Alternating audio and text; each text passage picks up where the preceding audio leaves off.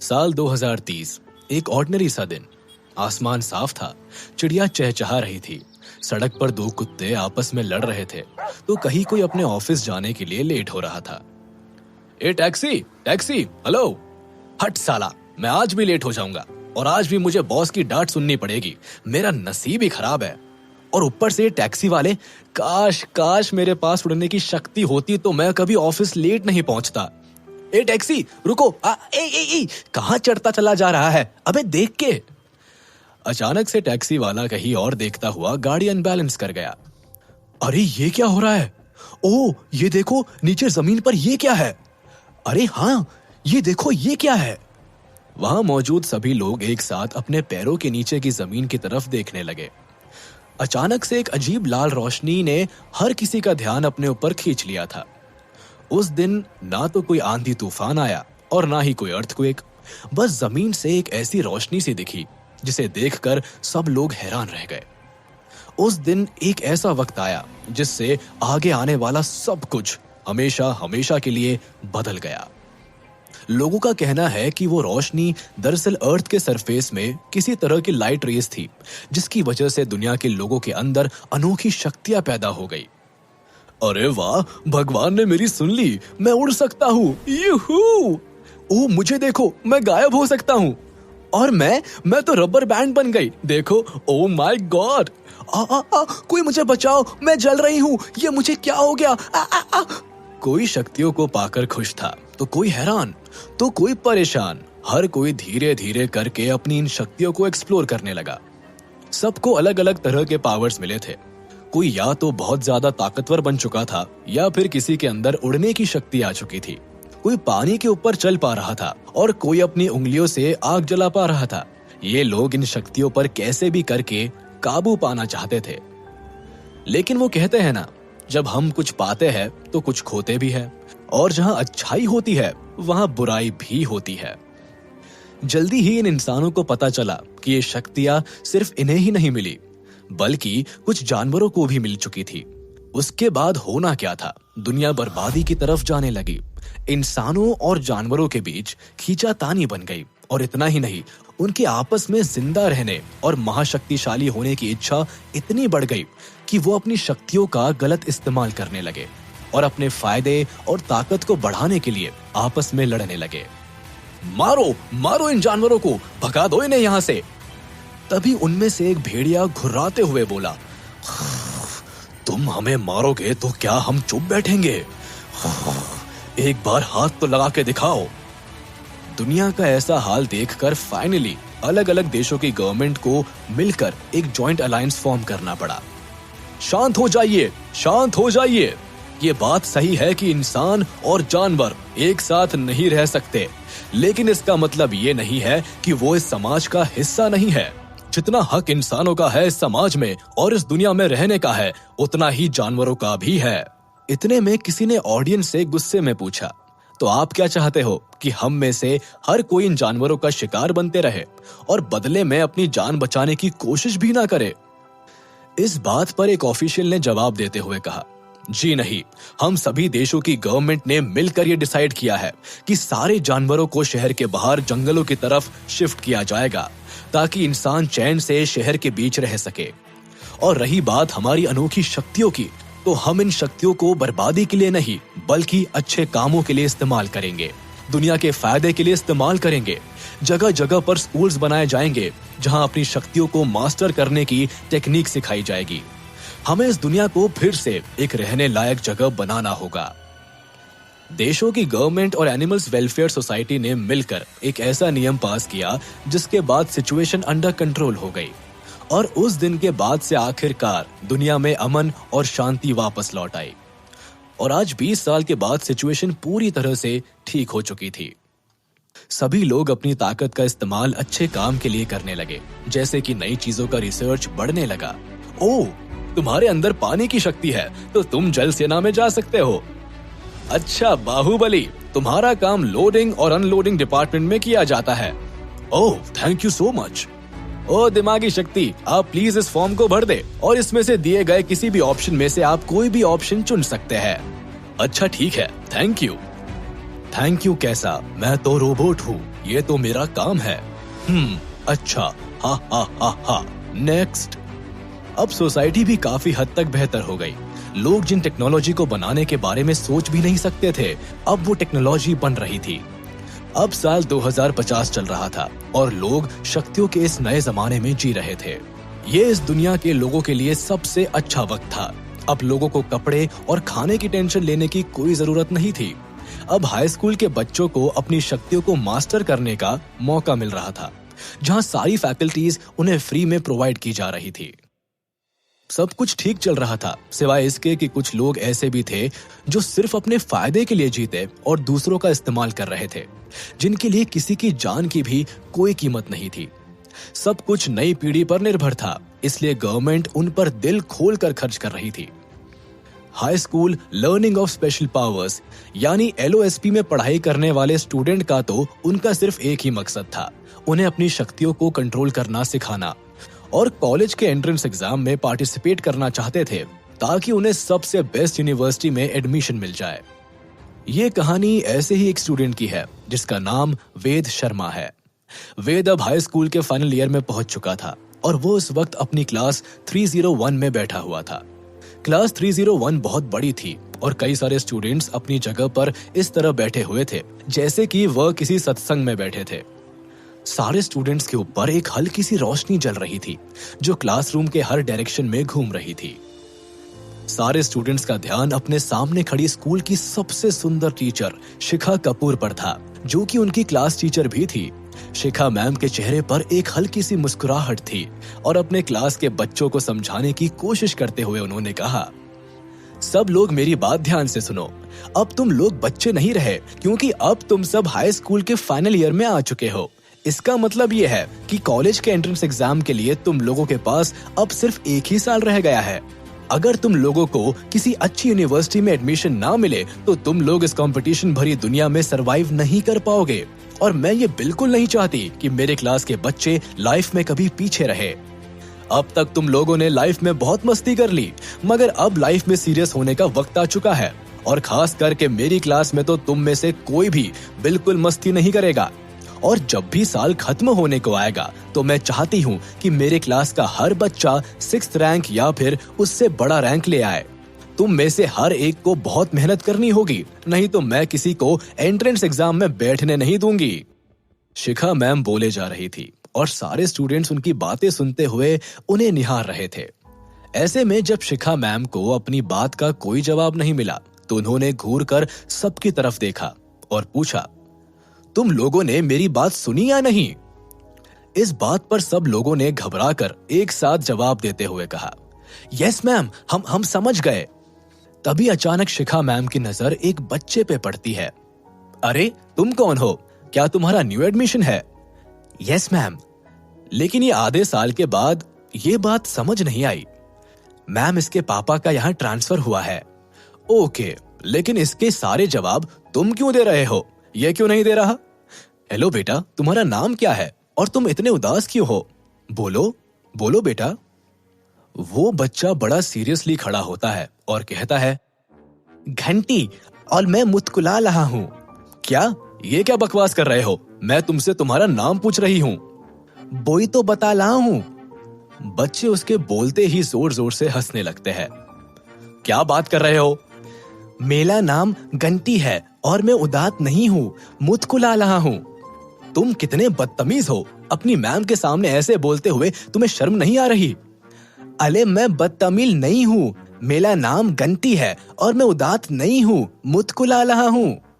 क्या क्या कहना चाहते हो तुम? मैम, ये कह रहा है कि इसका नाम बंटी है और ये उदास नहीं है, मुस्कुरा रहा है। वही तो। ओह, ओके, ठीक है, बैठ जाओ। लेकिन तभी एक मोटे से बच्चे ने अपना हाथ ऊपर किया और उसने पूछा, मैम, मुझे आपसे एक सीरियस सवाल पूछना था। शिखा मैम ने उस बच्चे की तरफ देखकर पूछा, हाँ राहुल, बोलो। राहुल ने उदास सा चेहरा बनाते हुए पूछा, मैम, अगर हम में से हर कोई एंट्रेंस एग्जाम में बैठने के लिए क्वालिफाई हो गया तो क्या आप हमें आइस केक की पार्टी दोगे? राहुल की कही ये बात सुनकर क्लास में मौजूद हर एक बच्चा जोर से हंसने लगा और शिखा मैम की भी हंसी छूट गई। उन्होंने फिर राहुल से कहा, राहुल, जितना तुम खाने के बारे में सोचते हो, मैं चाहती हूँ कि तुम उतना ही अपनी शक्तियों को मास्टर करने में ध्यान दो। अगर तुम ऐसा कर लो तो फिर तुम्हें एंट्रेंस एग्जाम को क्लियर करने से कोई नहीं रोक सकता। शिखा मैम की ये बात सुनकर राहुल डिसअपॉइंटेड लगते हुए अपनी जगह पर बैठ गया। शिखा मैम ने फिर कहा, तुम सबको अपने पावर्स को कंट्रोल करने की और उसे मास्टर करने के बारे में अच्छी तरह से सिखाया गया है, तो मैं चाहती हूँ कि तुम सब घर जाने के बाद भी अपनी प्रैक्टिस कंटिन्यू करना, because practice makes one perfect. इतना कहने के बाद शिखा मैम ने फिर एक बड़ी सी स्माइल दिखाई और सबसे कहा, क्लास डिसमिस। क्लास डिसमिस होने पर सबका चेहरा एकदम से उतर गया। ये देखकर शिखा मैम हंसते हुए क्लास से बाहर चली गई और फिर एक एक करके सारे स्टूडेंट्स भी क्लास से बाहर चले गए। वेद क्लास के अंदर ही बैठा हुआ था और अपनी ही सोच में डूबा हुआ था। उसने क्लासरूम की खिड़की के बाहर देखा कि उसके सारे क्लासमेट्स अपने अपने पावर का शो ऑफ कर रहे थे। कोई अपने हाथों के बीच पत्थर को पकड़कर उसे पिघला रहा था, तो कोई हवा में उड़ रहा था। वहीं कहीं दूर बैठकर कोई लड़का आइस प्रोड्यूस कर रहा था और कोई फूंक मारकर आग के गोले बना रहा था। अपने साथियों के पावर्स को देखकर वेद का मन एकदम से उदास हो गया। वेद के पास जो पावर थी वो आज की दुनिया में यूजलेस मानी जाया करती थी। वेद के पास एक ऐसी शक्ति थी जो किसी भी चीज की नकल कर सकती थी और वेद उस चीज को एनालाइज कर पाता था। इसके बारे में सोचते हुए वेद काफी डिसअपॉइंटेड लग रहा था। मगर तभी अचानक क्लासरूम में जो रोशनी घूम रही थी वो वेद के ऊपर आकर रुक गई और फिर वेद ने अपने आप से कहा, प्रैक्टिस करने की वजह से मेरे पावर थोड़े से बढ़ गए हैं। इस स्पीड के साथ मुझे लगता है कि मेरा स्कोर 1 महीने में 100 तक पहुंच जाएगा। इसके साथ ही साथ मेरे बाकी स्किल्स को कैलकुलेट करते हुए मेरे पावर रैंक 4 तक आराम से पहुंच जाएंगे। फिर वेद थोड़ी स्ट्रेचिंग करने लगा और बाहर खेल रहे अपने क्लासमेट्स को काफी देर तक देखता रहा।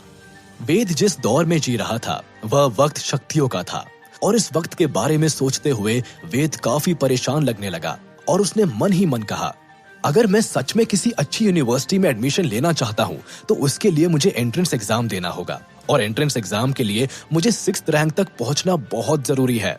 मगर अपनी स्पीड को देखकर मुझे नहीं लगता कि एंट्रेंस एग्जाम तक मैं ढंग से रैंक 5 तक भी पहुंच पाऊंगा। मुझे तो लगता है कि मेरा यूनिवर्सिटी में जाने का सपना एक सपना ही रह जाएगा। क्लास के जोकर राहुल के पास भी काफी अच्छी स्केल है कि वह जितना ज्यादा खाएगा उतना ही ज्यादा उसकी फिजिकल स्ट्रेंथ बढ़ेगी। इस पावर के साथ तो राहुल भी मुझसे आगे निकल जाएगा और मैं सबसे पीछे छूट जाऊंगा। वेद बहुत ही ज्यादा उदास महसूस कर रहा था। उसने इसके बारे में कई बार सोचा। वो ये बात अच्छी तरह से जानता था कि अगर वो लगातार प्रैक्टिस करके अपने स्किल को मास्टर भी कर ले तब भी उसकी शक्ति चीजों को नकल बनाना ही होगी। चाहे उसे किसी भी यूनिवर्सिटी में एडमिशन मिल जाए, उसकी ये शक्ति बदलने वाली नहीं थी। इस शक्ति के साथ वेद या तो किसी आर्मी जनरल का एडवाइजर बन सकता था या फिर कोई आर्किटेक्चर प्लान कर सकता था। इसका मतलब ये था कि वह अपनी जिंदगी को आराम से काट तो सकता था मगर हीरो वाला कोई काम नहीं कर सकता था। वेद ऐसा कोई काम नहीं कर सकता था जिसके सपने इस उम्र के आम लड़के देखा करते थे। वह ऐसा कोई काम नहीं कर सकता था जिससे उसका खून खौले। वेद खूंखार जानवरों को मारना चाहता था और फिर दुनिया की रक्षा करने वाला कोई हीरो बनना चाहता था। मगर अफसोस, वेद का ये सपना ही रहने वाला था। इन शक्तियों का रैंक स्टूडेंट्स के टैलेंट से रिलेटेड था। इसका मतलब ये था कि अगर किसी स्टूडेंट की शक्ति ही कोई वीक टैलेंट हो तो फिर उसका रैंक हमेशा कम ही रहेगा। ग्लोबल इवैल्यूएशन के मुताबिक इंसान के जो ओरिजिनल शक्ति है उसकी value knowledge, physical fitness, fighting skill जैसी चीजों की वैल्यू को ऐड करके कैलकुलेट किया जाता है और फिर उस वैल्यू को 100 से डिवाइड किया जाता है। लोगों के बीच नॉलेज की वैल्यू सबसे हाई थी क्योंकि ये नॉलेज हर क्राइटेरिया को कवर करती थी। वह इन शक्तियों के फाउंडेशन की नॉलेज थी और दुनिया में हुए हर एक चीज को कवर करती थी।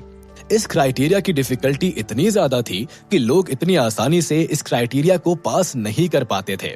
इस कोर्स का अपर लिमिट 200 पॉइंट्स था और ऐसे में अगर कोई 100% भी लाने में कामयाब हो जाए तो वो काफी अच्छा माना जाया करता था।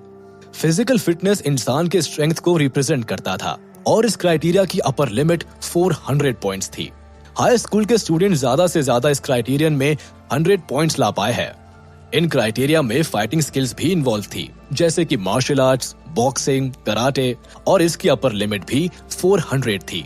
मगर आमतौर पर स्टूडेंट्स को 0 से लेकर 5 तक का स्कोर दिया जाता था। मगर इन स्किल्स के अलावा एक और जरूरी स्किल थी, और वो पावर का इंडेक्स था, जो कि इंसान की असली पावर से ही रिलेटेड था। मगर इन सब के बावजूद भी कैलकुलेशन बहुत ज्यादा कॉम्प्लिकेटेड था। सारे टैलेंट्स को F से लेकर A तक का रैंक दिया जाता था।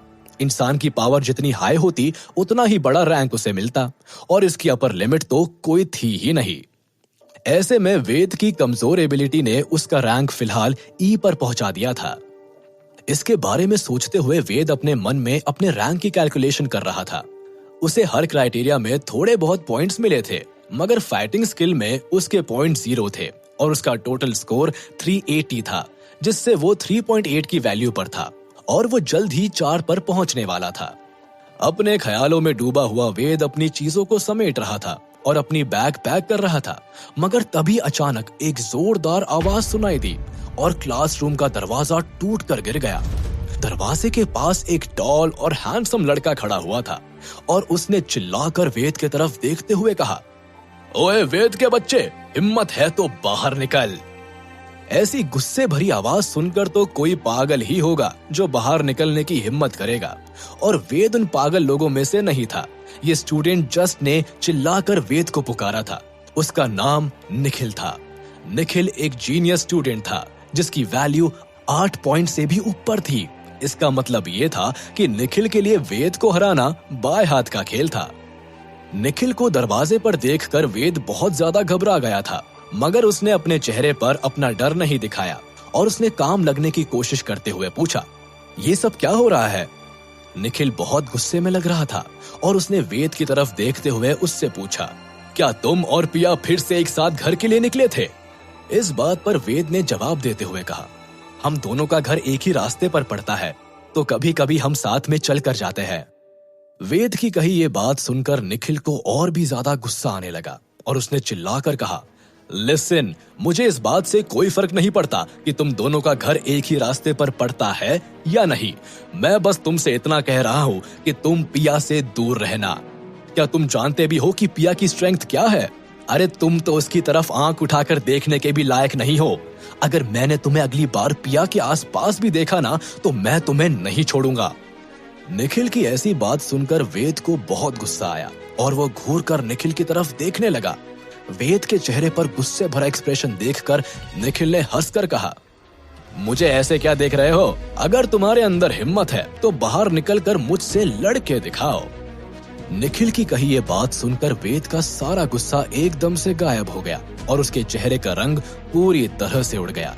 जब निखिल ने देखा कि वेद बिल्कुल भी रिएक्ट नहीं कर रहा था, तो उसने उसे डरपोक बुलाया और वहां से चला गया। जाते जाते निखिल ने वेद से कहा, मेरी वार्निंग को भूलने की गलती मत करना, समझे? वेद को गुस्सा तो बहुत आ रहा था, मगर अपनी कमजोर एबिलिटी की वजह से वो रिएक्ट करने की पोजीशन में बिल्कुल नहीं था। अब आगे क्या होगा इस कहानी में जानने के लिए सुनते रहिए सनक, only on pocket FM।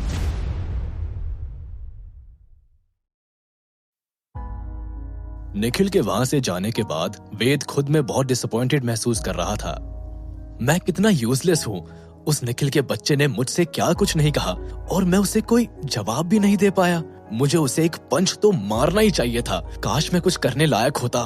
Damn it. वेद मन ही मन ये सोच रहा था और उसे खुद पर इस बात से गुस्सा आ रहा था कि वह निखिल से लड़ नहीं पाया। गुस्से में उसने जोर से अपना हाथ स्मार्ट टच स्क्रीन टेबल पर दे मारा। पंच लगते ही टेबल से एक रोबोटिक आवाज सुनाई दी, हे, मैंने तुम्हारा क्या बिगाड़ा है? टेबल की बात सुनकर पता नहीं क्यों उसे और गिल्टी महसूस होने लगा और कुछ ना कर पाने की वजह से उसकी आंखों में से आंसू निकलने लगे। वो अकेले खड़े रो ही रहा था कि तभी अचानक उसने अपने कंधे पर एक हाथ महसूस किया। ए वेद, क्या हुआ? तू रो क्यों रहा है? ये कोई और नहीं उसका दोस्त सुमित था। कुछ नहीं यार, बस ऐसे ही, जाने दे। ऐसे कैसे जाने दूं? आखिर मेरा दोस्त रो रहा है। जब सुमित ने देखा कि वेद की आंखों में आंसू थे, तो उसने परेशान लगते हुए कहा, मैं तुझसे ही मिलने आ रहा था, तब मैंने देखा कि निखिल गुस्से में यहाँ से निकला। मैं समझ गया कि तुम दोनों के बीच फिर से कोई लड़ाई हुई होगी। बट यार, मैंने तुझसे कितनी बार कहा है कि उस निखिल की बातों में आकर अपना मूड खराब मत किया कर। अरे यार, मेरा मूड खराब कैसे नहीं होगा बता। सबको पता है कि यहाँ सबसे ज्यादा हार्ड वर्किंग स्टूडेंट सिर्फ मैं हूँ, मगर सिर्फ मेरी यूजलेस पावर की वजह से मेरा पूरा स्कोर पूरी तरह से कम हो जाता है। नॉलेज की कैटेगरी में भी मैं पूरे स्कूल में टॉप 10 स्टूडेंट्स में शामिल हूँ, मगर मेरा एबिलिटी स्कोर हमेशा कम पड़ जाता है। और रही बात निखिल की, तो उसका सिर्फ एबिलिटी स्कोर ही 500 है। वेद की टोन में जब जेलेसी दिखाई देने लगी, उसने अपनी नाराजगी जताते हुए कहा, और क्यों ना हो, उस लड़के के पास मेटल को कंट्रोल करने का पावर है। ये स्किल तो अपने आप में ही ए रैंक एबिलिटी है। इस स्किल के साथ निखिल अटैक और डिफेंस दोनों में ही माहिर है। उसकी पावर के आगे तो मेरा स्किल यूजलेस है यार। वेद की बातों से सुमित को उसका गुस्सा और उसकी तकलीफ साफ दिखाई दे रही थी। बचपन में एक दूसरे के दोस्त होने की वजह से दोनों के बीच काफी अच्छी अंडरस्टैंडिंग बन चुकी थी। सुमित ने पास वाली स्मार्ट चेयर को एक क्लिक जैसी आवाज से अनलॉक किया और अपनी जगह पर बैठकर वेद को समझाने लगा। सुमित ने वेद के कंधे पर हाथ रखते हुए कहा, वेद, मुझे पूरा कॉन्फिडेंस है कि एक दिन तुम निखिल को जरूर हराओगे, मगर उसके लिए इम्पोर्टेंट ये है कि तुम अपने आप को कमजोर समझना बंद करो और अपने स्किल को मास्टर करने पर फोकस करो। एक बात याद रखो Ved, only power is not a mark of ability. ये सच है कि उसके पास अच्छी पावर्स है, लेकिन बिना अच्छे दिमाग के वो उनका अच्छा इस्तेमाल नहीं कर सकता, और वो अच्छा दिमाग तुम्हारे पास है। इसलिए मैं तुमसे यही कहूंगा कि तुम अपनी पावर से ज्यादा उसको इस्तेमाल करने पर ज्यादा फोकस करो। मैं कॉन्फिडेंस के साथ कह सकता हूँ कि तुम एक दिन उस निखिल को जरूर पीछे छोड़ दोगे। हाँ सुमित, तुम बिल्कुल ठीक बोल रहे हो, और इसी के साथ एक दिन मैं निखिल के बच्चे को जरूर हरा कर दिखाऊंगा। वेद के मूड को बदलते हुए देखकर सुमित हंसने लगा और उसने कहा, चलो अब मेरा काम पूरा हुआ, मिशन अकॉम्प्लिश्ड। मुझे लगता है कि अब तुम्हें घर जाना चाहिए, मुझे भी अब निकलना होगा, बहुत देर हो चुकी है। इतना कहने के बाद सुमित ने अपने पॉकेट के पास लगे एक छोटे से बटन को दबाया और उसकी एक ऑटो स्कूटर व्रूम व्रूम आवाज करते हुए कॉरिडोर पर उनकी क्लासरूम के बाहर आकर खड़ी हो गई। अपने स्कूटर पर बैठने के बाद सुमित ने फिर से कोई बटन दबाया और वह स्कूटर 2 व्हीलचेयर कार में कन्वर्ट हो गई और सेलेक्टेड डेस्टिनेशन की तरफ बढ़ने लगी। पीछे खड़े वेद ने सुमित को बाय वेव किया और फिर वह अपने बैग पकड़कर क्लासरूम से बाहर निकला। घर जाते हुए रास्ते में वेद सुमित के बारे में सोचने लगा और उसने मन ही मन में कहा, मुझे खुशी है कि मुझे सुमित जैसा दोस्त मिला। देखा जाए तो इसके पास किसी चीज की कोई कमी नहीं है। बड़ी आसानी से वो नई इन्वेंशंस कर लेता और उसका स्कोर भी 8 से ज्यादा है, मगर इसके बावजूद भी वो मुझे अच्छी तरह से समझ लेता है और मुझे समझा भी लेता है। कुछ देर के बाद वेद अपने फोन पर अपनी एबिलिटी को बढ़ाने के तरीकों के बारे में पढ़ रहा था, मगर तभी अचानक उसे एक झटका महसूस हुआ। हमेशा की तरह उस सड़क पर काफी भीड़ थी, मगर उसे समझ नहीं आ रहा था कि वो झटका उसे कैसे लगा। उसने देखा कि कोई तेजी से एक फ्लैश स्पीड से दौड़ते हुए उससे दूर जा रहा था। उसकी स्पीड इतनी ज्यादा थी कि आंखों से उसे देखना भी मुश्किल था। उस समय में ऐसे नजारे देखना काफी आम था। जिन लोगों को स्पीड की पावर मिली थी, उनके लिए इस तरह की चोरियां करना काफी कॉमन था। मगर वेद को हैरानी इस बात पर हुई कि उस आदमी ने वेद का फोन चोरी कर लिया था। सब कुछ अचानक होने की वजह से वेद कुछ देर बाद तक रिएक्ट नहीं कर पाया, मगर फिर उसने चिल्लाकर कहा, चोर चोर चोर। इतना कहने के बाद वेद ने किसी की हेल्प का वेट नहीं किया और खुद उस आदमी के गए डायरेक्शंस में दौड़ने लगा। आगे दौड़ते हुए वेद ने देखा कि वो आदमी काफी दूर था, मगर कोई और भी उसका पीछा कर रहा था। ये देखकर वेद ने कहा, डैम इट, इसका मतलब उस आदमी का मैं इकलौता शिकार नहीं हूँ। निखिल की वजह से वेद का मूड पहले से ही खराब था, तो गुस्से में वो भी उस आदमी का पीछा करने लगा। पीछा करते हुए वेद ने गुस्से में कहा, इस दुनिया में हर किसी को मैं लूजर लगता हूँ, मगर आज मैं इसे बता दूंगा कि मैं लूजर नहीं हूँ। मैं इस आदमी को किसी भी तरह आज पकड़कर ही दिखाऊंगा। इतने में वेद ने देखा कि पास में कोई पहलवान किसी से लड़ाई कर रहा था, तो वेद ने जल्द से उस पहलवान के मुक्के का क्लोन बना दिया और उसके पंच को दूर उस आदमी की तरफ फेंका। वेद का निशाना काफी अच्छा था और वो चोर उस पंच से धक्का खाकर गिर गया। ये देखकर वह अपने आप में ही हंसने लगा और उसने कहा, देखा, गिरा दिया ना तुझे। वह चोर सिर्फ गिरा था, मगर वह बेहोश नहीं हुआ था।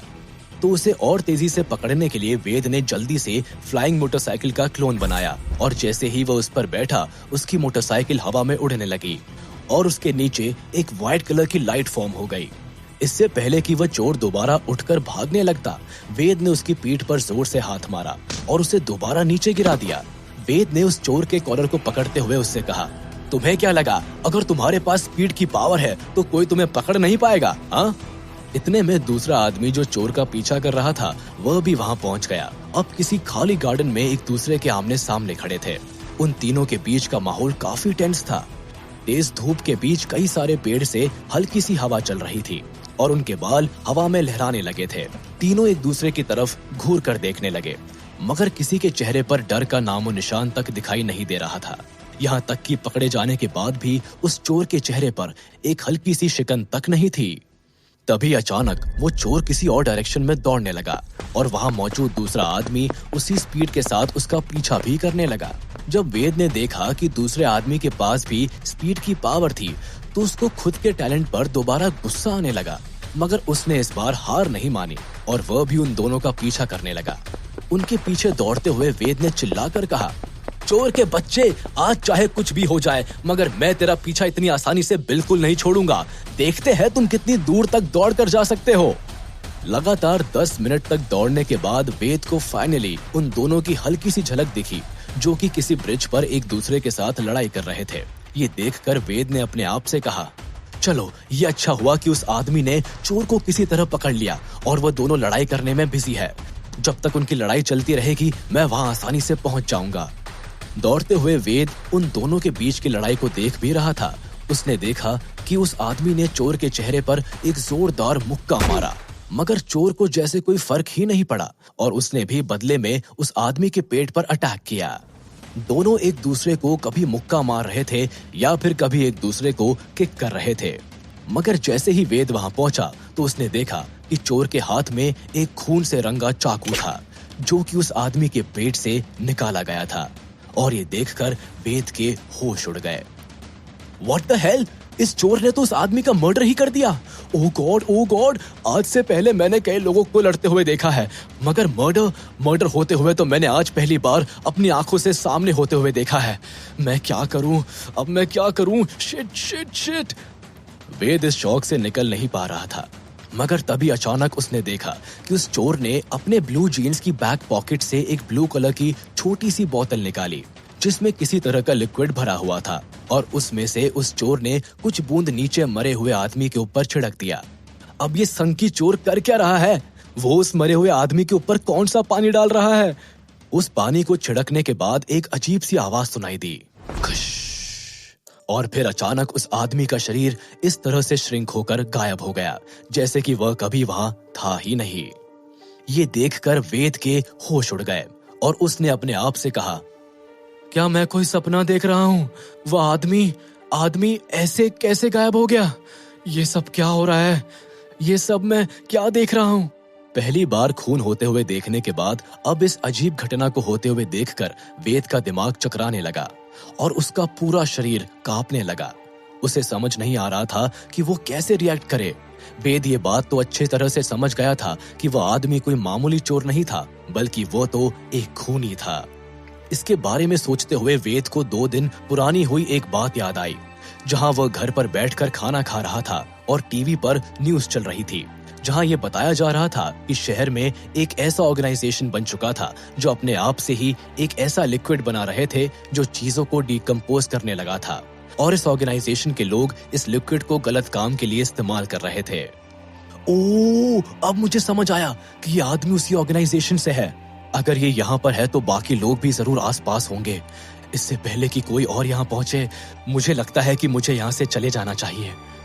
इस बात को रियलाइज करते ही वेद जल्दी से अपने मोटरसाइकिल को स्टार्ट करने ही जा रहा था, मगर तभी अचानक वहां मौजूद खूनी ने वेद की प्रेजेंस को नोटिस कर लिया और उसने एक चमकती हुई पिस्टल अपनी जेब से निकाली और वेद की तरफ पॉइंट करते हुए कहा, क्यों बच्चे, तुझे क्या चाहिए था?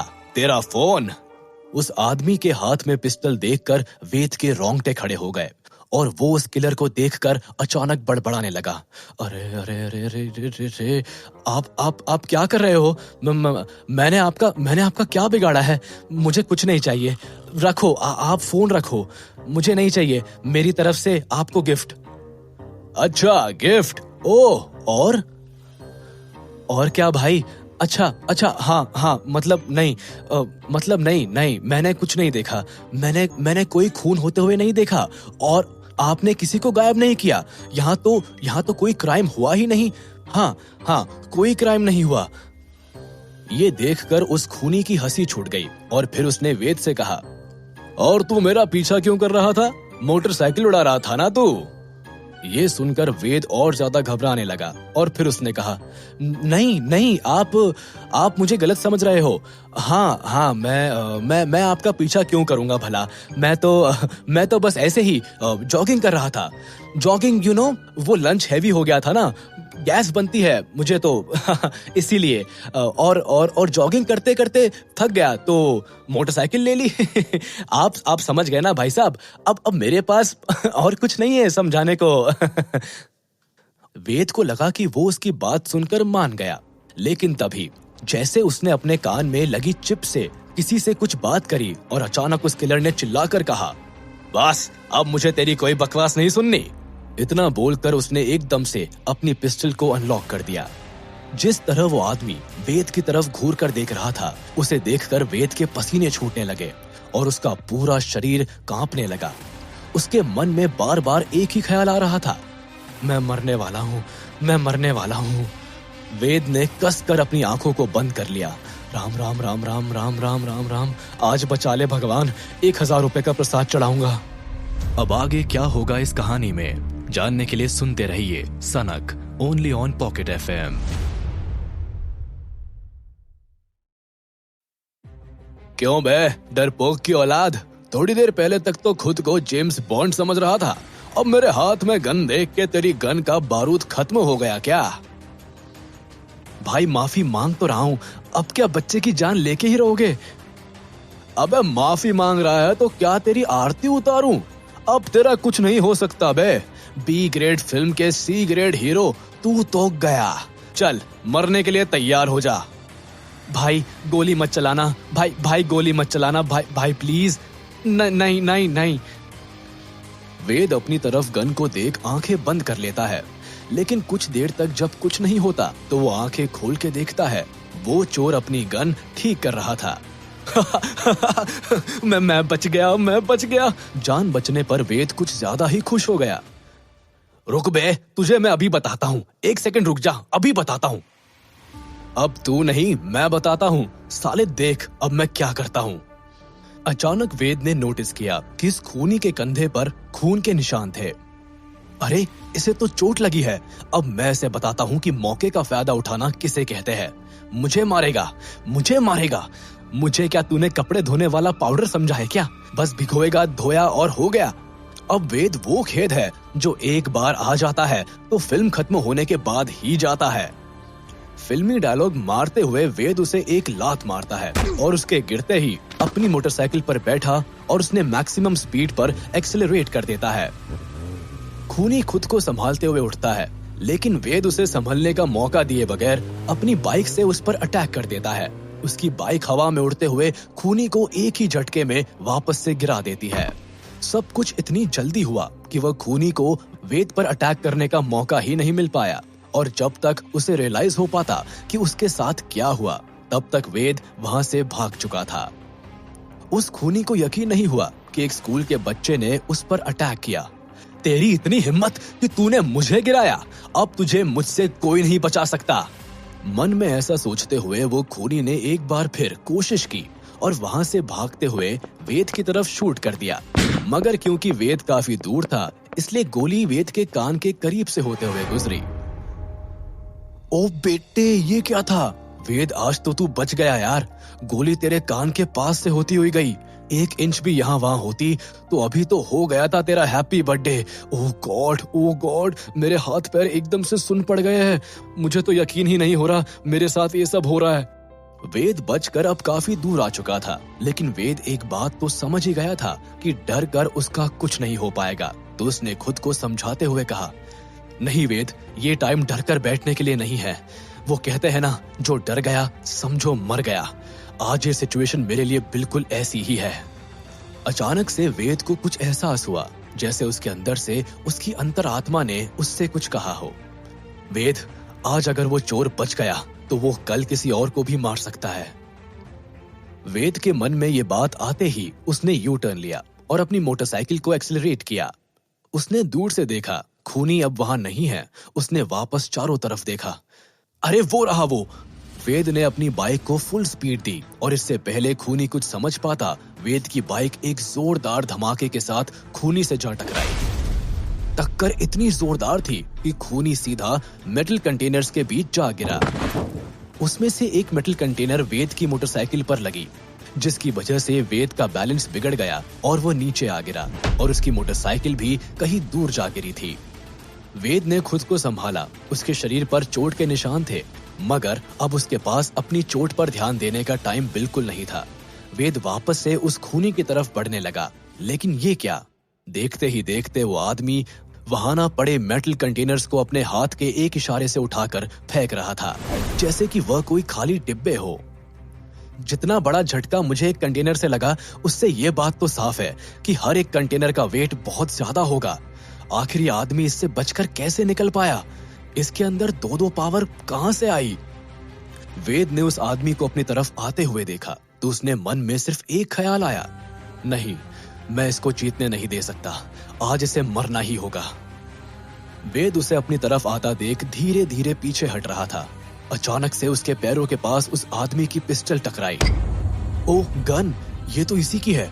लगता है कि जब ये खूनी यहाँ पर गिरा तो ये यही गिर गई होगी। अब मैं इस मौके को अपने हाथ से गवा नहीं सकता। वेद ने तुरंत उस गन को उठाया और उसे किलर की तरफ पॉइंट कर लिया। एक पल के लिए वेद के अंदर ट्रिगर दबाने की हिम्मत नहीं हुई और वो उस किलर की तरफ देखने लगा। पिस्टल के सामने खड़ा हुआ किलर गुस्से भरी नजरों से वेद की तरफ देख रहा था। हाँ, तू मुझ पर गोली चलाएगा? तुझ में इतनी हिम्मत नहीं है। मेरी पिस्टल मुझे वापस कर, नहीं तो। इतने में वेद ने चिल्लाकर कहा, मौत के सामने तू खड़ा है और मुझे धमकी दे रहा है। तेरी जान अब मेरी उंगली में है। जैसे ही मैंने ट्रिगर दबाई, तेरा खेल खत्म। वेद की बातें सुनकर किलर हंसने लगा। लगता है कि तेरी पावर पुरानी फिल्मों के डायलॉग्स याद करना है। यूजलेस, दम है तो चला गोली। वेद को अब बहुत गुस्सा आने लगा। इसकी हिम्मत कैसे हुई मेरी पावर को यूजलेस बुलाने की? चलो, तो अगर तुम्हें लगता है मेरी शक्ति यूजलेस है तो कोई बात नहीं। आज एक स्कूल स्टूडेंट जिसकी पावर यूजलेस है, वो एक स्ट्रॉन्ग और पावरफुल इंसान की जान लेगा। वेद की बात सुनकर किलर हंसने लगा। और फिर अचानक वेद ने एकदम से ट्रिगर दबा दी। ट्रिगर दबाते हुए वेद ने अपनी आंखें बंद कर दी थी। उसे बस उस आदमी के हंसने की आवाज सुनाई दी, जो कि ट्रिगर दबाने के बाद बंद हो गई थी। वेद अपनी आंखें खोलने की हिम्मत नहीं कर पाया। क्या क्या वो आदमी मर गया? उसकी हंसी बंद हो गई। अब कोई आवाज नहीं आ रही। क्या मैंने उसका खून कर लिया? क्या मैंने खूनी का खून कर लिया? नहीं, ऐसा नहीं हो सकता। मैं किसी का खून नहीं कर सकता, नहीं। ट्रिगर दबाने के बाद वेद का पूरा शरीर कांपने लगा। उसे यकीन नहीं हो रहा था कि उसने सच में ट्रिगर दबा दी थी और काफी देर तक वह अपनी आंखें खोलने की हिम्मत नहीं कर पाया। नहीं, मैं इस तरह डर कर नहीं बैठ सकता। अगर वह आदमी जिंदा बच गया तो वो मेरी जान ले लेगा। मरने के डर की वजह से वेद ने अपनी आंखें खोली और उसने देखा कि वह आदमी जमीन पर गिरा हुआ था और उसके आसपास बहुत सारा खून बह चुका था।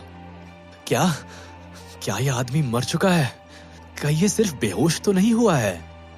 वेद डर कर उसके करीब गया और उसकी सांसों को चेक करने लगा। इस आदमी की सांसें तो बंद हो चुकी है। ये बिल्कुल सांस नहीं ले रहा। इसका मतलब कि ये सच में मर चुका है। अपनी तसल्ली के लिए वेद उसके दिल की धड़कनों को भी चेक करने लगा, मगर उसके दिल की धड़कन भी बंद हो चुकी थी। अब देखकर यकीन हो चुका था कि वह आदमी वाकई में मर चुका था। जब वेद ने देखा कि उसके हाथों में अभी भी वह पिस्टल है, तो डर के मारे उसने उस पिस्टल को खुद से दूर फेंक दिया। मुझे यहाँ से चले जाना चाहिए, इससे पहले कि कोई यहाँ आ जाए और मुझे देख ले। मुझे यहाँ नहीं रहना चाहिए। I should leave. वहां से निकलने के लिए जैसे ही वेद पीछे मुड़ा, तभी अचानक वो एकदम से अपनी जगह पर रुक गया। नहीं नहीं नहीं, मैं इस जगह से ऐसे ही निकलने की बेवकूफी नहीं कर सकता। कम ऑन वेद, तू क्या कर रहा है? तेरी मेंटल स्ट्रेंथ स्कूल के टॉप 10 में होती है। तू यहाँ से सबूत मिटाए बिना जाने की बेवकूफी नहीं कर सकता। इस पिस्टल पर मेरी उंगलियों के निशान है और एक आदमी पहले ही गायब हो चुका है। इस बात को याद करते हुए अचानक वेद के मन में एक आइडिया आया। हाँ, मुझे पता है मुझे क्या करना है। वेद जल्दी से उस किलर की लाश के पास गया और उसकी पॉकेट में कुछ ढूंढने लगा। कहाँ गई वो ब्लू बॉटल? जिस तरह इस आदमी ने अपने सबूत मिटाए, उसी तरह से मैं भी सारे सबूत मिटा सकता हूँ। आखिर वो बोतल मुझे मिल क्यों नहीं रही है? यस, मिल गया। वेद ने उस आदमी की जेब से उस बोतल को बाहर निकाला। अब मैं इसकी हेल्प से सारे सबूत मिटा दूंगा। अपने खिलाफ कोई एविडेंस नहीं छोड़ूंगा। वेद ने एक एक करके हर एविडेंस को डिकम्पोजिंग यानी कि चीजों को मिटा देने वाली लिक्विड से गायब कर दिया। कुछ ड्रॉप्स मरे हुए किलर के शरीर पर, कुछ पिस्टल पर और कुछ मोटरसाइकिल पर। सब कुछ गायब हो गया। मर्डर सीन पर मौजूद हर एक एविडेंस गायब हो गया। हाँ, अब सब ठीक लग रहा है। क्या हुआ? यहाँ तो कुछ हुआ ही नहीं। मर्डर? हाँ, मर्डर जैसी कोई चीज तो यहाँ कभी हुई ही नहीं। मैं तो कभी यहाँ आया ही नहीं। यस, सब कुछ ठीक है। कुछ नहीं हुआ, यहाँ कुछ नहीं हुआ। सारे सबूत मिटाने के बाद वेद इधर उधर देखने लगा। उसके मन में अभी भी डर था। इससे पहले कि कोई मुझे यहाँ देख ले, मुझे यहाँ से चले जाना चाहिए। मुझे किसी भी तरह से इन चक्करों में नहीं पड़ना। जैसे ही वेद वहां से जाने के लिए पीछे मुड़ा, उसने नोटिस किया कि जहां किलर का शरीर था, वहां कोई ब्लू एंड ब्लैक कलर का कार्ड था। अरे, ये कैसा कार्ड है? जहां तक मुझे याद है, मैंने हर चीज पर इस लिक्विड को छिड़क दिया था। तो क्यों ये कार्ड डिकम्पोज नहीं हुआ? फिर से ट्राई करता हूँ। वेद ने उस कार्ड पर अलग से कुछ बूंदे गिराई, मगर फिर भी वो कार्ड वैसा का वैसा ही रहा। ये देखकर वेद के चेहरे पर एक्सप्रेशंस एकदम से बदल गए। वेद ने डरते हुए जमीन पर पड़े उस कार्ड को उठाया, मगर जैसे ही वेद ने उस कार्ड को छुआ, वो कार्ड एकदम से चमकने लगा और देखते ही देखते वो वेद के शरीर से चिपक गया और गायब हो गया। इससे पहले कि वेद समझ पाता कि उसके साथ क्या हो रहा था, उसका शरीर उस जगह से गायब हो गया। वेद को लगातार एक अजीब तरह के वाइब्रेशन सुनाई दे रही थी। इन वाइब्रेशंस की वजह से वेद का सर चकरा रहा था। ये मेरे साथ क्या हो रहा है? मैं अपनी आंखें क्यों नहीं खोल पा रहा हूँ? मेरा सर इतनी बुरी तरह से क्यों घूम रहा है? मुझे अपने पैर के नीचे जमीन क्यों नहीं महसूस हो रही? मैं कहाँ आ गया हूँ? वेद को ऐसा महसूस होने लगा था जैसे कि वह कहीं उल्टा लटक रहा था। जब वेद ने अपनी आंखें खोलने की कोशिश की, तो उसे सब कुछ बहुत धुंधला दिखाई दे रहा था, जैसे कि वह उस ब्रिज के ऊपर उल्टा लटका हुआ था। मैं इस तरह से ऊपर कैसे लटक रहा हूँ? मेरा सर, ये सब मेरे साथ क्या हो रहा है? मुझे इतने चक्कर क्यों आ रहे हैं? मुझे घर जाना है। मैं घर जाना चाहता हूँ। वेद को बहुत ही बुरी तरह से चक्कर आ रहे थे। उसे ऐसा लग रहा था कि वह आधे होश में था और आधा बेहोशी में। उसे ऐसा महसूस हो रहा था जैसे कि वह काफी देर से उल्टा लटका हुआ था, मगर ऐसा भी महसूस हो रहा था जैसे कि वक्त एक जगह रुक चुका था। वेद के दिमाग के बीचों बीच वह अजीब सा कार्ड लगातार फ्लैश हो रहा था। अगर वेद पूरी तरह से होश में होता, तो वह उस कार्ड से निकल रही आवाजों को अच्छी तरह से सुन पाता और उसकी इंफॉर्मेशन को समझ पाता। Clone making discovered, fusion initiated, reconstruction in progress. Ved को इस तरह की कुछ बातें ही सुनाई दे रही थी, मगर उसे कुछ भी समझ नहीं आ रहा था। उसे ऐसा महसूस हो रहा था जैसे कि वह किसी तरह के भ्रम में जी रहा था। मुझे ऐसा क्यों महसूस हो रहा है कि जैसे कि मैं हेलुसिनेट कर रहा हूँ। ओह, मेरा सर। मगर फिर अचानक वेद को एकदम से बहुत हल्का महसूस होने लगा और वह काफी रिलैक्स फील करने लगा। उसके सर में जो दर्द हो रहा था वो एकदम से गायब हो गया। वो अब पहले से काफी हल्का महसूस करने लगा था। और फिर अचानक वेद को एक झटका सा महसूस हुआ, जिसकी वजह से वो एकदम से अपनी नींद से उठ गया और होश में लौट आया। वेद अभी भी उसी जगह पर था, मगर अब उसे डर के साथ साथ बहुत ज्यादा कंफ्यूजन भी महसूस हो रहा था। वो ये सब क्या हुआ? क्या आज मेरे साथ जो कुछ भी हुआ वो सिर्फ एक सपना था? नहीं, वो सब कुछ सपना कैसे हो सकता है? मैंने अपनी इन्हीं हाथों से पिस्टल ट्रिगर दबाया, वो किलर वो मर गया, मैंने उसे मार दिया था, फिर मेरे साथ क्या हुआ? वेद बहुत घबराया हुआ लग रहा था। उसने खुद को चेक किया। चलो, ये अच्छा है कि मेरे ऊपर कोई चोट के निशान नहीं है, नहीं तो घर पर मम्मी परेशान हो जाती। मगर इससे पहले कि कोई मुझे यहाँ देख ले, आई थिंक मुझे यहाँ से चले जाना चाहिए। वेद ने जल्दी से एक कोने में पड़ी अपनी बैग को उठाया और वहां से दौड़ते हुए चला गया। अब आगे क्या होगा इस कहानी में जानने के लिए सुनते रहिए सनक, ओनली ऑन पॉकेट FM। जब वेद घर पहुंचा तब तक रात हो चुकी थी। घर के अंदर जाते ही उसे खाने की बड़ी अच्छी खुशबू आ रही थी और अपनी बहन श्रेया की आवाज सुनाई दे रही थी। और फिर पता है मम्मी, उसके बाद क्या हुआ? शुक्ला सर ने सबकी अच्छे से डांट तो लगा ली, मगर फिर जब वह गुस्से में अपनी कुर्सी पर बैठने गए तो उनकी कुर्सी अनलॉक ही नहीं हो पाई और वह नीचे गिर गए। हम सब क्लास में बैठकर इतनी जोर जोर से हंस रहे थे, बट बेचारे कुछ कर ही नहीं पाए। वेद को अपनी मम्मी कविता शर्मा के हंसने की आवाज सुनाई दे रही थी। कविता की ये आदत उनके बच्चों को बहुत पसंद थी। चाहे खुद कितनी भी परेशान हो, वह हमेशा अपने बच्चों की सारी चीजों को बड़े ध्यान से सुना करती थी। इसके बारे में सोचते हुए वेद अपने आप में ही मुस्कुराने लगा। चाहे वह कितना भी बदल जाए, मगर एक माँ तो हमेशा वैसी की वैसी ही रहती है। मैंने पुरानी मूवीज में देखा है कि पहले के जमाने में फैमिलीज कैसे हुआ करती थी, और इस फैमिली को आज भी वैसे ही सिर्फ एक माँ ही मेंटेन कर पाती है। वेद दरवाजे पर खड़े अपनी माँ और अपनी बहन को देख रहा था। तभी अचानक कविता ने अपने बेटे की तरफ देखकर कहा, अरे वेद, तुम आ गए? आ जाओ, मैं खाना लगा देती हूँ। तुम्हें बहुत भूख लग रही होगी ना? वेद अपना हाथ मुंह धोकर डिनर टेबल पर अपनी बहन के साथ जाकर बैठ गया।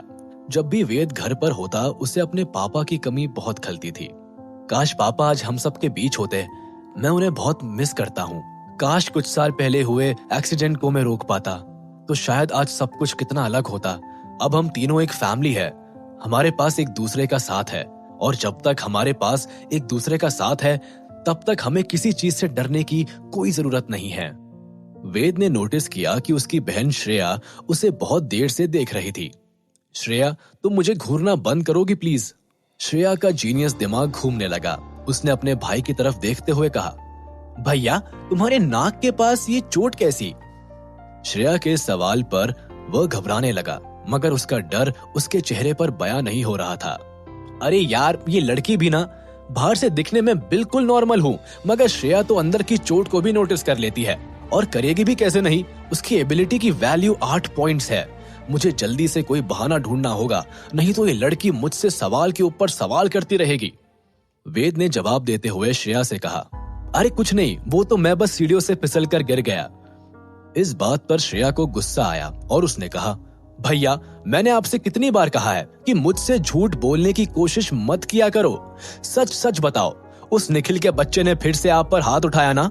अब आप देखना मैं उस कमीने का क्या हाल करती हूँ। श्रेया गुस्से में उठकर खड़ी हुई और तभी अचानक वेद ने उसका हाथ पकड़ते हुए उससे कहा, चुपचाप बैठ जाओ।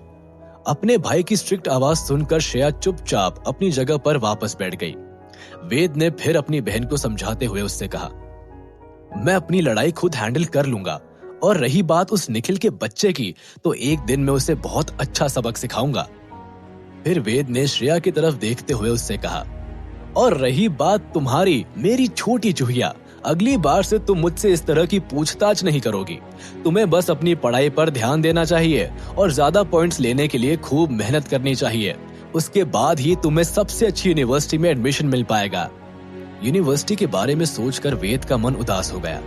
मैं अपनी बहन को तो अच्छी यूनिवर्सिटी में एडमिशन पाने के लिए मेहनत करने के लिए बोल रहा हूँ, मगर मेरे पॉइंट्स तो इतने भी नहीं है कि मैं किसी नॉर्मल यूनिवर्सिटी में एडमिशन ले लूं। श्रेया वेद से सिर्फ 1 साल छोटी थी, मगर उसकी स्ट्रेंथ 8 पॉइंट्स पर पहुंच चुकी थी।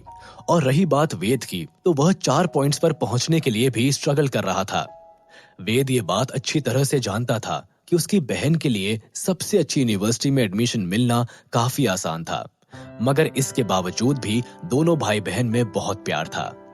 अपने भाई के चेहरे पर उदासी देखकर श्रेया ने कहा, भैया, मैं आपसे बोल रही हूँ, आपको अपने आप के लिए लड़ना सीखना होगा, नहीं तो आपको इसी तरह फ्यूचर में भी प्रॉब्लम होती रहेगी। आपको पता है, अब मेरी स्ट्रेंथ 8.8 पॉइंट्स पर पहुंच चुकी है। इसका मतलब यह है कि मैं जल्द ही 9 पॉइंट्स के मार्क पर पहुंचने वाली हूँ।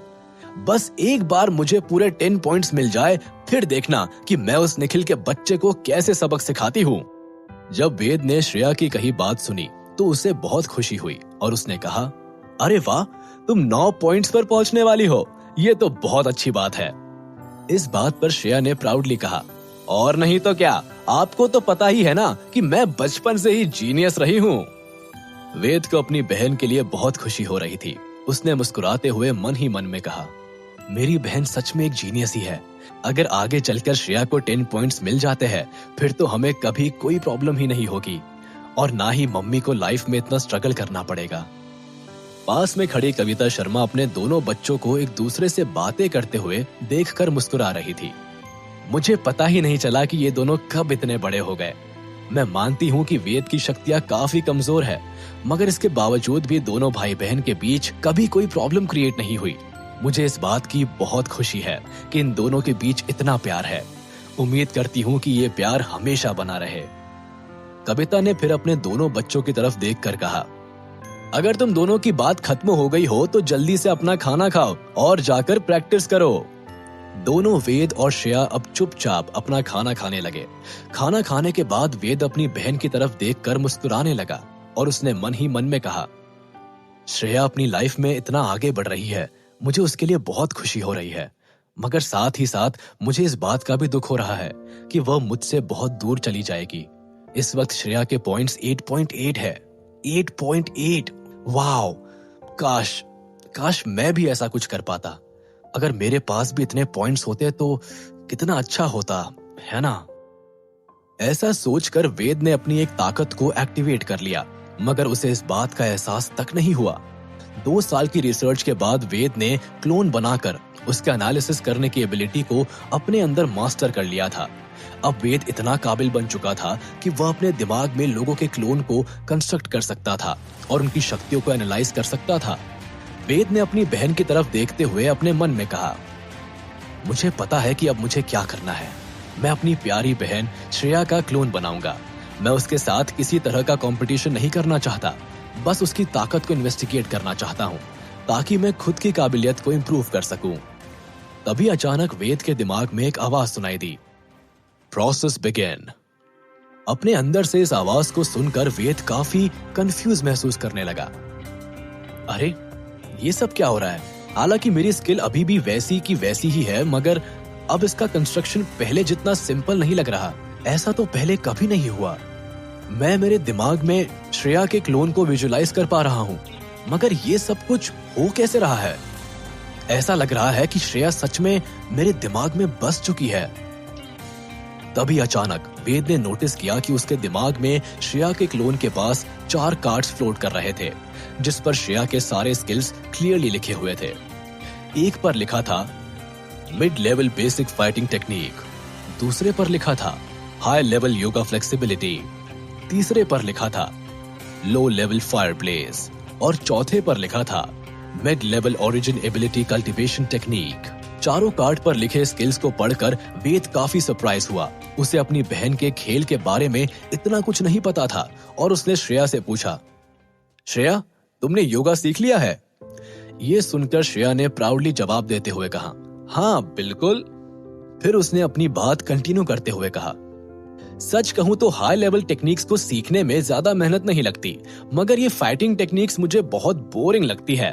और वैसे भी योगा सीखने में मैं फिट रहूंगी। ये बात आप लड़के नहीं समझ सकते। वेद को यकीन नहीं हो रहा था कि उसके साथ क्या हो रहा था। उसके दिमाग में जो उसको दिख रहा था वो सब बिल्कुल सच था। अपना शौक छुपाने के लिए उसने अपने मुंह को खाने से भर दिया। वेद अपने दिमाग में मौजूद हर एक चीज को छू पा रहा था, चीजों को महसूस कर पा रहा था।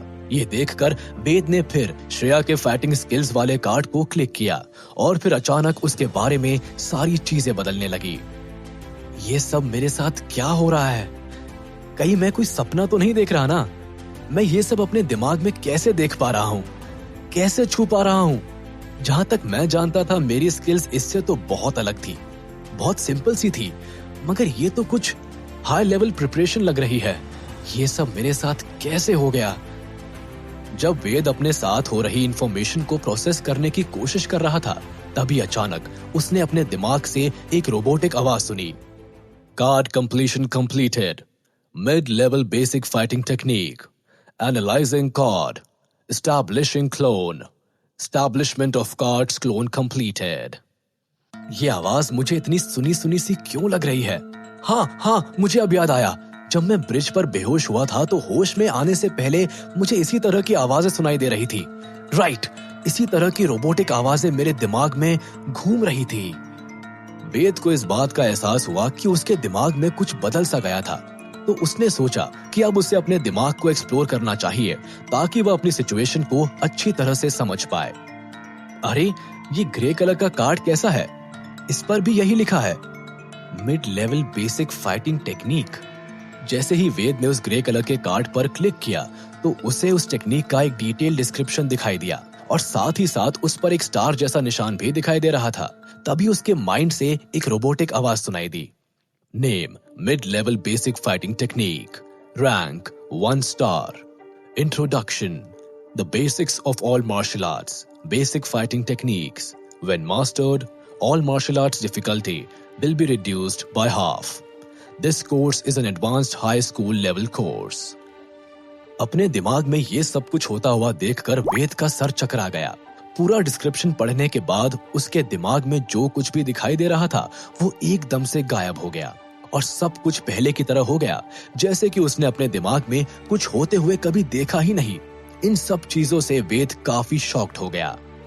अभी अभी तो मेरी क्लोन एनालिसिस की स्किल ने मेरी बहन के स्किल्स को एनालाइज किया और अगले ही पल ये स्किल मेरे अंदर ऐड हो गया। आखिर ये सब हो क्या रहा है? कैसे हो रहा है? इसका मतलब ये हुआ कि मैंने भी mid level basic fighting skill को मास्टर कर लिया है। अब आगे क्या होगा इस कहानी में जानने के लिए सुनते रहिए सनक, ओनली ऑन पॉकेट FM।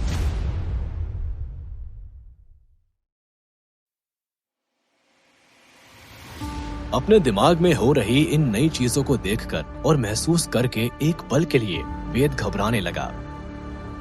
ये सब मेरे साथ क्या हो रहा है और क्यों हो रहा है?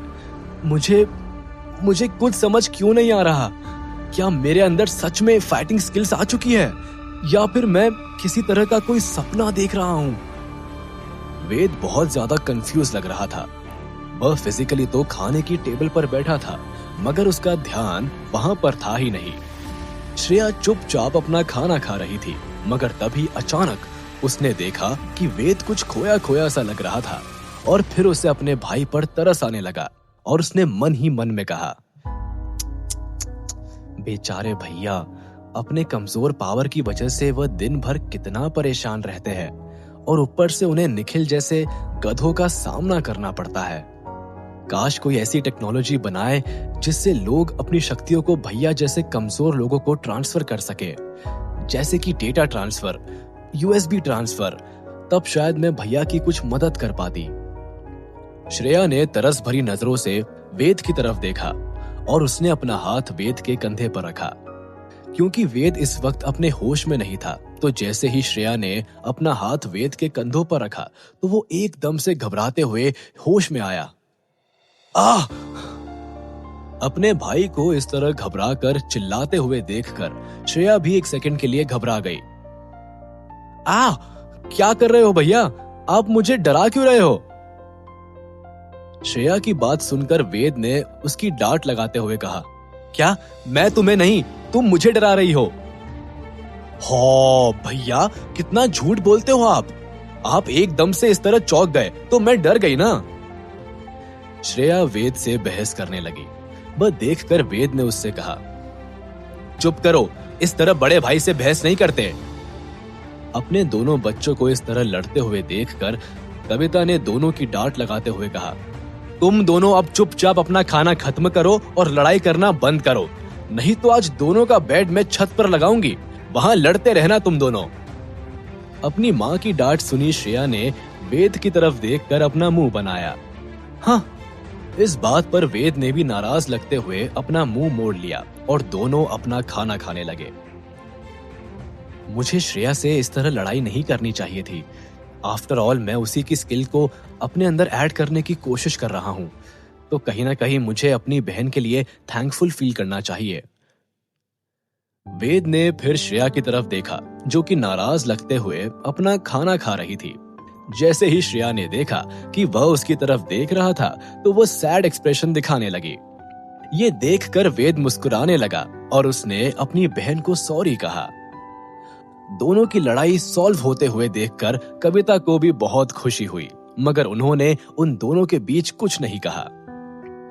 खाना खाने के बाद श्रेया अपने कमरे में प्रैक्टिस करने चली गई और वेद भी अपने कमरे में बैठकर अपने साथ हो रही नई चीजों को प्रोसेस करने की कोशिश कर रहा था। वेद को ऐसा महसूस होने लगा जैसे कि उसकी अंदरूनी शक्ति एकदम से एक्सपैंड हो रही थी। उसके दिमाग में एक कार्ड दिखाई दे रहा था और वेद की शक्तियां एक्सटेंड होते होते उस कार्ड की तरफ जाने लगी और फिर अचानक वो कार्ड भी चमकने लगा। सब कुछ इतना चमक कैसे रहा है? क्या मेरे साथ जो कुछ भी हो रहा है वो इस कार्ड की वजह से हो रहा है? जब से मुझे ये कार्ड मिला है मेरे साथ बहुत अजीब चीजें हो रही है।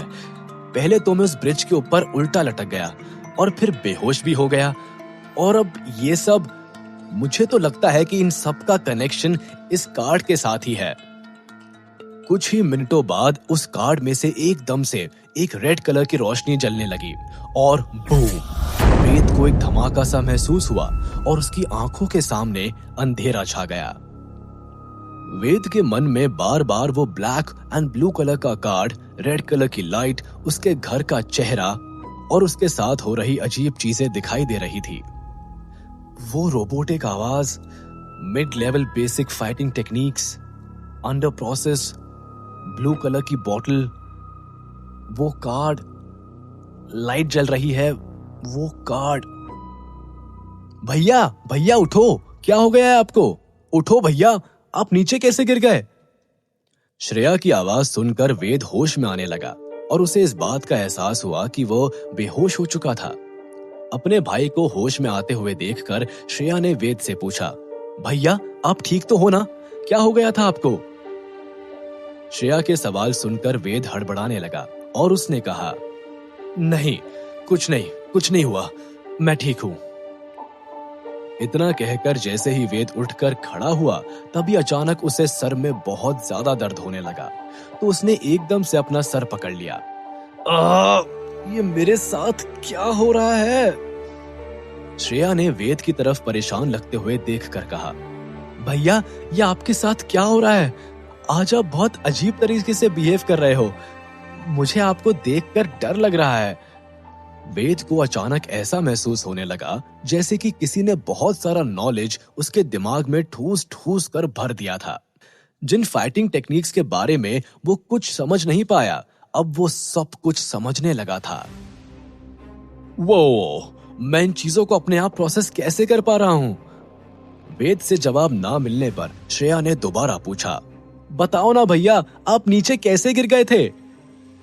वेद अपनी फैमिली को परेशान नहीं करना चाहता था, तो इसीलिए नॉर्मल बिहेव करने की कोशिश करने लगा और उसने कहा, अरे नहीं, मैं गिर नहीं गया था। वो मेरी पेन गिर गई थी और मैं उसे ही उठाने के लिए नीचे झुका था। हाँ, यही हुआ था।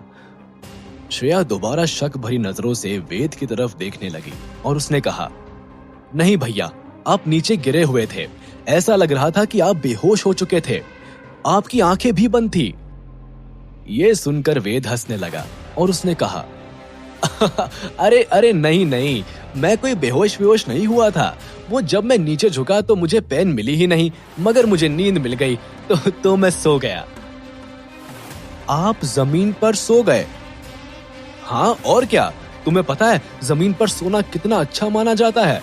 पहले के जमाने में तो लोग इसी तरह जमीन पर सोते थे और वो कितने फिट रहते थे। मुझे लगता है कि तुम्हें भी ट्राई करना चाहिए। अपने भाई की फालतू बातों को सुनकर श्रेया अपनी आंखों को रोल करने लगी। हाँ व्हाटएवर, आप कंटिन्यू करो, मैं चलती हूँ। इस बात से वेद को तसल्ली मिली और उसने कहा, हाँ हाँ तुम जाओ, मुझे तो बहुत नींद आ रही है। इतना कहकर अपनी बहन को दिखाने के लिए वो दोबारा जमीन पर लेट गया, मगर तभी अचानक श्रेया ने पूछा, वैसे भैया आप कौन से कार्ड की बात कर रहे थे? ये सवाल सुनकर वेद घबराने लगा, मगर उसने अपने चेहरे का एक्सप्रेशन छिपाने की कोशिश करते हुए पूछा, कार्ड? कौन सा कार्ड? मैं किसी कार्ड वार्ड को नहीं जानता। श्रेया ने फिर कहा, जब मैं आई थी तब आप बार बार कार्ड कार्ड कह रहे थे और वो बोल रहे थे कि लाइट जल रही है, मुझे तो कुछ समझ नहीं आया। इस बात पर वेद हंसने लगा। अरे कार्ड नहीं, मैं तुमसे बोल रहा था कि लाइट जल रही है, मैं सो नहीं पा रहा हूं तो लाइट ऑफ कर दो। तुम समझी ही नहीं। श्रेया ने फिर वेद की तरफ कंफ्यूज लगते हुए देखकर कहा, भैया आप सच में बहुत अजीब बिहेव करने लगे हो। मैं तो जा रही हूँ, आपको जो करना है करो और जहां सोना है सो जाओ। Good night. इतना कहकर श्रेया वहां से चली गई। जैसे ही जाते हुए श्रेया ने दरवाजा बंद किया तो वेद ने एक चैन की सांस ली और वह अपने दिल पर हाथ रखते हुए बेड पर बैठ गया। उफ, आज तो बाल बाल बच गए। ये लड़की है या कोई सीक्रेट एजेंट? कितने सवाल करती है। मगर मुझे आगे से ध्यान रखना होगा। मैं किसी भी हाल में अपनी कंडीशन के बारे में किसी को भी भनक तक नहीं लगने दे सकता। ये मेरा खुद के साथ टॉप सीक्रेट होगा। श्रेया के वहां से जाने के बाद वेद एक्सरसाइज करने लगा और अपने फाइटिंग स्किल को बढ़ाने की कोशिश करने लगा। स्क्वाट्स, पुशअप्स, किकिंग, बॉक्सिंग सब कुछ ट्राई करते हुए अपने स्किल को टेस्ट करने लगा। हा हा हे हा हैया हाय। प्रैक्टिस करते हुए वेद को बहुत खुशी हो रही थी। अरे वाह, ये तो सच में बेसिक फाइटिंग टेक्निक्स की ही स्किल लग रही है।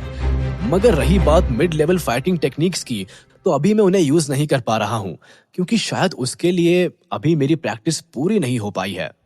मगर फिजिकली मुझे ऐसा महसूस हो रहा है कि मेरी बॉडी में वो कोर्स पूरी तरह से फीड हो चुका है।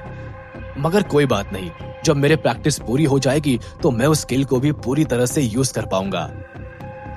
थोड़ी देर का ब्रेक लेते हुए वेद उस कार्ड के बारे में सोचने लगा। उस अजीब से कार्ड को अपने हाथ में उठाने के बाद वेद पूरी तरह से बदल गया और बिल्कुल भी नहीं बदला। उसकी जो शक्तियां थी वो इम्प्रूव हो गई और नई शक्तियां ऐड भी हो गई और उसका शरीर दिखने में पहले की तरह बिल्कुल नॉर्मल भी था। उस कार्ड में जरूर कोई बात थी और मुझे तो लगता है कि जरूर वह किलर और वह आदमी इस कार्ड के पीछे ही एक दूसरे से लड़ाई कर रहे थे। मगर मुझे इस बात की बहुत खुशी है कि उस किलर ने मेरा फोन चोरी किया। ना वो मेरा फोन चोरी करता, ना मैं उसका पीछा करता और ना ही मुझे ये कार्ड मिलता। हाँ, मैं ये बात मानता हूँ कि उस डिकम्पोजिंग लिक्विड की वजह से मेरा फोन गायब हो गया, मगर उसके बदले में मुझे एक बेहतर चीज मिली है, सो आई कांट कंप्लेन। इस कार्ड के लिए वह दोनों लड़ रहे थे और सही भी है, हर कोई इस कार्ड को यूज करना चाहेगा। मगर मेरी किस्मत तो देखो, लड़ाई वो दोनों कर रहे थे और कार्ड मुझे मिल गया। इसका मतलब मैं खुद को जितना अनलकी समझ रहा था उतना हूं नहीं। थोड़ी देर का ब्रेक लेने के बाद वेद ने दोबारा प्रैक्टिस करना शुरू कर दिया। वह इस बात को अच्छी तरह से समझ चुका था कि जितनी प्रैक्टिस वो करेगा उतना ही जल्दी उसके नए स्किल्स इंप्रूव होते जाएंगे। वेद काफी देर तक प्रैक्टिस करता रहा। यस, फाइनली मैंने लो लेवल फाइटिंग स्किल को पूरी तरह से मास्टर कर लिया है। अब मैं मिड लेवल परफॉर्म कर सकता हूँ। वेद के अंदर एक अजीब तरह का जुनून दिखाई देने लगा। ऐसा लग रहा था जैसे कि उसे अब खुद को प्रूव करने का मौका मिल चुका था और वो उस मौके को किसी भी हाल में गंवाना नहीं चाहता था। हा हा हाय हा हैया हा। वेद लगातार प्रैक्टिस करता रहा। इतना कि उसे वक्त का पता ही नहीं चला और रात के 2 बज चुके थे, मगर उसकी प्रैक्टिस रुकने का नाम ही नहीं ले रही थी। जब श्रेया देर रात अपने रूम से पानी भरने निकली और वेद के कमरे से गुजरी तो उसे वेद की प्रैक्टिस करने की आवाज सुनाई दी। बेचारे भैया, पता नहीं इन्हें किस बात का सदमा लगा है। मुझे तो डर है कि कहीं इनका दिमाग खराब ना हो जाए, फिर तो इनके पास जो इकलौती अंदरूनी पावर है वो भी खराब हो जाएगी। मम्मी से भी कुछ बोल नहीं सकती। पता नहीं मेरी इस घर में कोई कुछ सुनता क्यों नहीं है। श्रेया फिर डिसअपॉइंटेड लगते हुए वहां से चली गई। अब आगे क्या होगा इस कहानी में जानने के लिए सुनते रहिए सनक, only on pocket FM।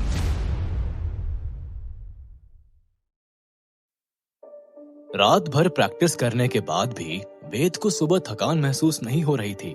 In fact वो पहले से भी कई गुना ज्यादा एनर्जेटिक फील कर रहा था।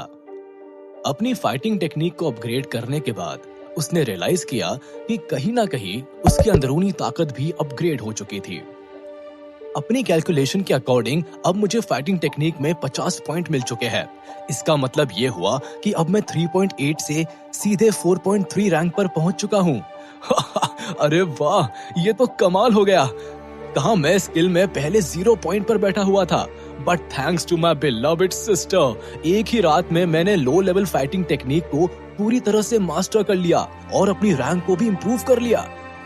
वेद के लिए इस टेक्निक को मास्टर करना वाकई में बहुत बड़ी बात थी। हालांकि उसने रात भर मेहनत की थी, मगर अभी भी उसे ये सब कुछ एक सपने जैसा लग रहा था। मुझे बहुत खुशी हो रही है कि मैं इतना कुछ कर पा रहा हूं, मगर कहीं ना कहीं अब भी मुझे यकीन नहीं हो रहा कि मेरे साथ ये सब कुछ सच में हो रहा है। नहीं वेद, तू इस तरह इमोशनल होकर टाइम वेस्ट नहीं कर सकता। तुझे अब और भी ज्यादा मेहनत करनी होगी और आगे बढ़ना होगा। अब मैं इस निखिल के बच्चे को अच्छी तरह से सबक सिखाऊंगा। बड़ा आया मुझे धमकी देने वाला। हाँ। वेद के अंदर एक नया कॉन्फिडेंस जागने लगा। वक्त यूं ही गुजरने लगा। अब वेद खाने और सोने के अलावा अपना सारा टाइम सिर्फ और सिर्फ प्रैक्टिस में लगाने लगा। अब वो स्कूल भी काफी कॉन्फिडेंटली जाने लगा था, लेकिन अभी भी उसे देखकर सारे स्टूडेंट हंसकर कमेंट कर रहे थे। अरे वो देखो, हमारे स्कूल का लूजर वेद। आज तो ये बड़ा अकड़ कर चल रहा है। कोई पूछ लो इससे, कहीं इसकी स्किल फिर से 0.1% से बढ़ तो नहीं गई। लूजर वेद, लूजर। सब वेद का मजाक उड़ा रहे थे, लेकिन सबके कमेंट सुनने के बाद भी वेद के चेहरे पर कॉन्फिडेंट स्माइल छाई हुई थी।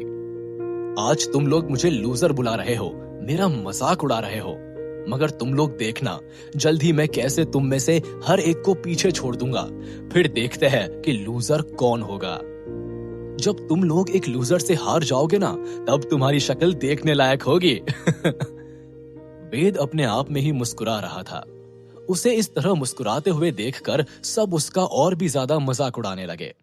अरे, देखो तो आज लूजर के चेहरे पर स्माइल है। मुझे तो लगता है कि इस लड़के का दिमाग खराब हो चुका है। कहीं इसे लूजर होने का कोई सदमा तो नहीं लग गया। भाई, अगर ऐसी बात है तो फिर तो बहुत बड़ी प्रॉब्लम हो जाएगी। कैसी प्रॉब्लम यार? पहले जब इसका दिमाग सही था तभी ये पागलों की तरह रहता था, तो अब तो सच में इसका दिमाग खराब हो चुका है। पता नहीं अब ये किस हाल में रहेगा। पता नहीं आज से हमें स्कूल में क्या क्या देखने को मिलेगा। सबको इग्नोर करते हुए वेद अपनी क्लास में जाकर बैठ गया। आज उसका जिस तरह मजाक उड़ाया गया, ये बात पूरे स्कूल में फैल गई थी। सब जगह सिर्फ उसी की बातें हो रही थी। और जब इस बात की खबर सुमित को लगी तो उसे वेद की टेंशन होने लगी।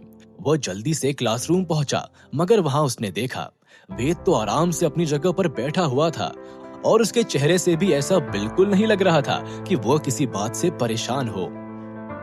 अरे ये क्या? मुझे तो लगा कि वेद बहुत ज्यादा परेशान होगा, पर इसे देखकर तो ऐसा लग रहा है कि जैसे इसके साथ कुछ हुआ ही नहीं। सुमित वेद के पास जाकर बैठा। हाय वेद, सब ठीक तो है ना? हाँ, सब बिल्कुल ठीक है। क्यों? ऐसा क्यों पूछ रहे हो?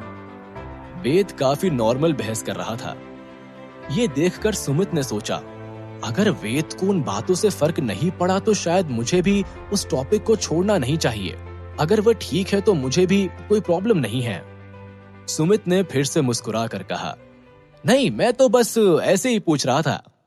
थोड़ी देर आपस में बातें करने के बाद और सारे क्लासेस अटेंड करने के बाद सुमित ने वेद से पूछा, अरे वेद, चल ना आज कहीं घूमने चलते हैं। मैंने सुना है शहर में एक नया नो ग्रेविटी मॉल खुला है। पूरा का पूरा मॉल हवा में लटकता है। चल देख कर आते हैं। सुमित काफी एक्साइटेड लग रहा था, मगर वेद ने मना करते हुए कहा, नहीं यार, आज नहीं, मुझे बहुत प्रैक्टिस करनी है। अरे यार, क्या प्रैक्टिस, बाद में कर लेना। चलना यार, देख कर आते हैं। सुमित बहुत जिद कर रहा था। वेद ने दोबारा मना करते हुए कहा, कभी और चलते हैं। चल, अब मुझे लेट हो रहा है, मैं तुझसे कल मिलता हूँ। इतना कहकर वेद वहां से चला गया। अरे अब इसे क्या हो गया? पहले तो ये खुद घूमने के प्लान बनाया करता था, मगर आज इतनी एक्साइटिंग चीज देखने के लिए भी मना कर गया। आई होप सब ठीक हो। सुमित को वेद के लिए टेंशन हो रही थी, मगर फिर उसने इसके बारे में ज्यादा नहीं सोचा और वहां से चला गया। वेद अब अपना पूरा वक्त प्रैक्टिस करने में ही निकालने लगा।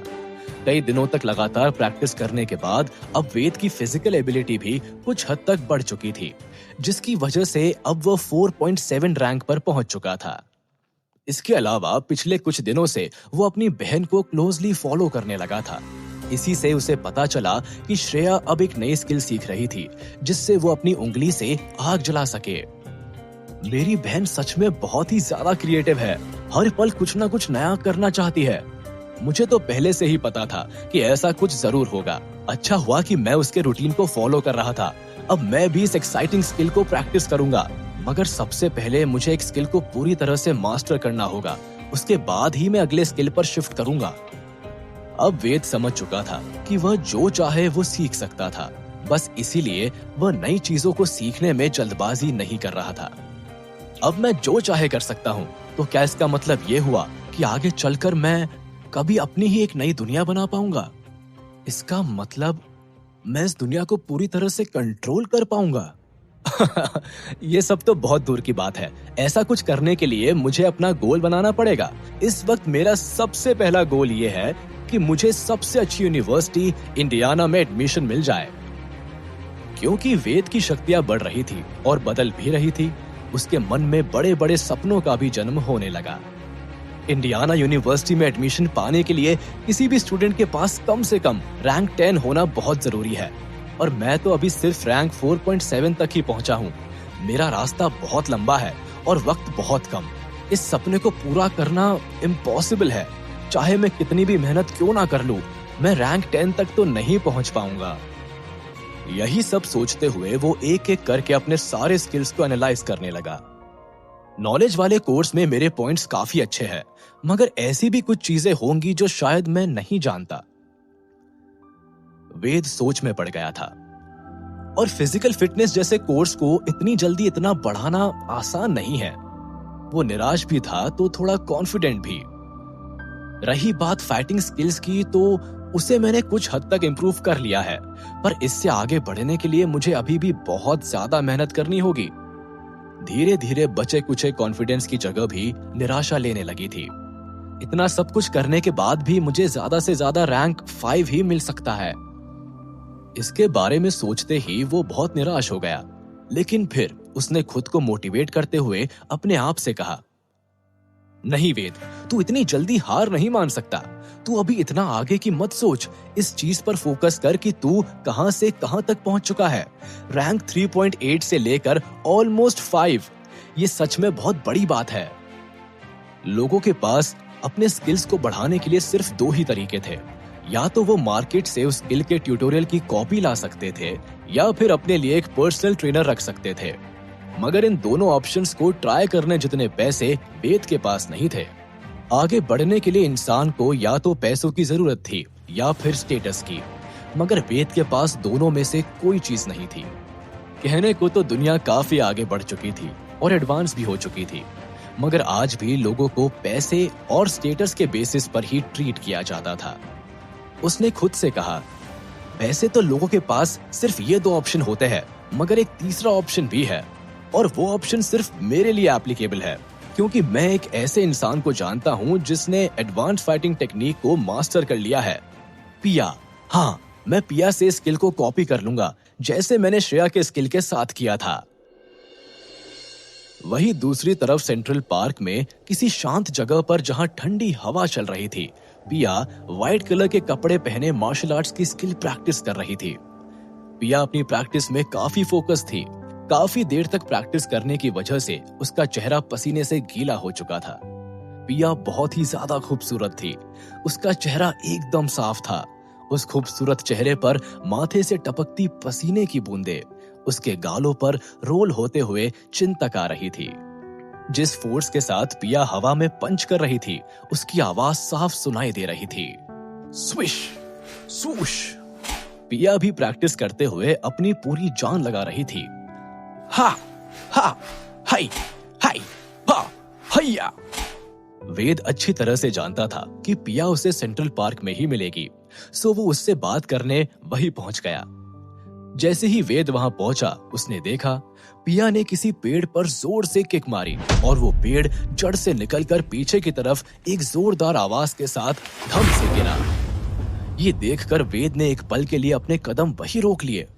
अरे बाप रे, ये लड़की तो आज प्रैक्टिस का नया रिकॉर्ड बनाने वाली है। मगर उस बेचारे पेड़ ने इसका क्या बिगाड़ा था? अगर इसने ऐसी किक किसी इंसान को मारी होती तो मैं सोच भी नहीं सकता कि उसका क्या हाल हुआ होता। पिया ऑलरेडी रैंक 9 पर पहुंच चुकी थी और ये उसकी फाइटिंग टेक्निक देखकर तो साफ पता चल रहा था कि अब वो पहले से भी ज्यादा स्ट्रांग हो चुकी है। अपनी प्रैक्टिस पूरी करने के बाद पिया ने मुड़कर देखा तो वेद वही खड़ा था। वेद को देखकर उसने हल्की सी मुस्कुराहट के साथ कहा, अरे वेद, तुम यहाँ? मुझे लगा कि निखिल की दी वार्निंग के बाद तुम मुझे जानबूझकर अवॉइड कर रहे हो। पिया की ये बात सुनकर वेद हंसने लगा। उसने कहा, पिया, ये बात सच है कि मैं काफी लोगों से डरता हूँ, मगर उन लोगों में निखिल तो बिल्कुल भी शामिल नहीं है। चलो, ये तो अच्छी बात है, मुझे सुनकर खुशी हुई। जवाब में पिया ने वेद को एक स्वीट सी स्माइल दिखाई। पसीने में भीगी हुई पिया बहुत ही ज्यादा अट्रैक्टिव लग रही थी, मगर वेद ने कभी पिया को उस नजर से देखा ही नहीं। वो हमेशा से जानता था कि पिया का लेवल बहुत हाई है, जहां वो पहुंचने का कभी सपने में भी नहीं सोच सकता। इसके अलावा वेद आज एक मकसद से पिया से मिलने आया था, सो उसे उसी पर फोकस करना था। पिया ने एक टॉपर स्टूडेंट की तरह उससे सवाल पूछा, क्या तुमने अगले महीने की टेस्ट की तैयारी कर ली है? इस बात पर वेद ने हंसकर जवाब दिया, पिया, तुम मुझसे ये सवाल पूछ रही हो? तुम्हें तो अब तक पता चल जाना चाहिए कि अब मुझे सबसे लो रैंक मिलने की आदत पड़ चुकी है। क्या तुम्हें मुझसे किसी तरह की मदद की जरूरत है? पिया ये बात अच्छे से जानती थी कि वेद कभी उसकी दोस्ती का गलत फायदा नहीं उठाएगा और ना ही उससे किसी तरह की हेल्प लेगा, मगर फिर भी वो वेद का जवाब सुनना चाहती थी। मुझे समझ नहीं आ रहा पिया, मैं तुमसे ये बात कैसे कहूँ, मगर हाँ, मुझे तुम्हारी थोड़ी हेल्प चाहिए। वेद का ये जवाब सुनकर पिया दंग रह गई। उसे बहुत डिसअपॉइंटमेंट हुआ। अब आगे क्या होगा इस कहानी में जानने के लिए सुनते रहिए सनक, ओनली ऑन पॉकेट FM।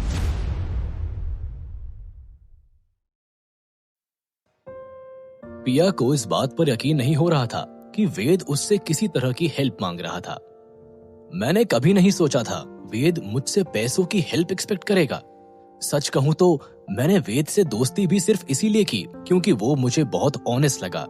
मुझे लगा कि वो कभी मेरी दोस्ती का फायदा नहीं उठाएगा, मगर आज तो ये मुझसे हेल्प मांग रहा है।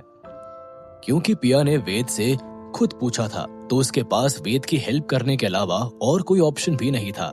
सो उसने कहा, तो बताओ वेद, तुम्हें मुझसे किस तरह की हेल्प चाहिए? वेद हिचकिचाने लगा। उसे समझ नहीं आ रहा था वो कैसे कहे। कुछ देर की हिचकिचाहट के बाद आखिर उसने कहा, वो एक्चुअली पिया, मैं चाहता हूं कि वो मैं ये कह रहा था कि साफ साफ बोलो वेद, तुम्हें मुझसे कैसी हेल्प चाहिए? पिया को देखकर ये साफ पता चल रहा था कि वो बहुत अपसेट थी। पिया, क्या तुम मुझे फाइटिंग टेक्निक सिखा सकती हो? वेद ने एक झटके में अपने मन की बात बोल दी। वेद की रिक्वेस्ट सुनने के बाद पिया के मन में जो गुस्सा था वो एकदम से गायब हो गया। क्या कहा तुमने? तुम्हें ट्रेनिंग के लिए मेरी हेल्प चाहिए? वेद ने गिल्टी लगते हुए कहा, हाँ पिया, पर मुझे ये भी पता है कि तुम्हारे पास अपने ही बहुत काम है और मैं तुम्हें परेशान नहीं करना चाहता। अगर तुम मना करना चाहती हो तो कोई बात नहीं। अब पिया के चेहरे पर गिल्ट दिखाई दे रहा था। वो मन ही मन बोली, अरे वेद मुझसे ट्रेनिंग की हेल्प एक्सपेक्ट कर रहा था। मैं भी ना पता नहीं क्या सोचने बैठ गई। उसे बहुत खुशी हो रही थी। मुझे बहुत खुशी है कि मैंने वेद जैसे लड़के के साथ दोस्ती की। जिस दुनिया में आज भी कई लड़कों को लड़कियों से हेल्प मांगने में शर्म आती है, वहां वेद को इन चीजों से कोई फर्क नहीं पड़ता।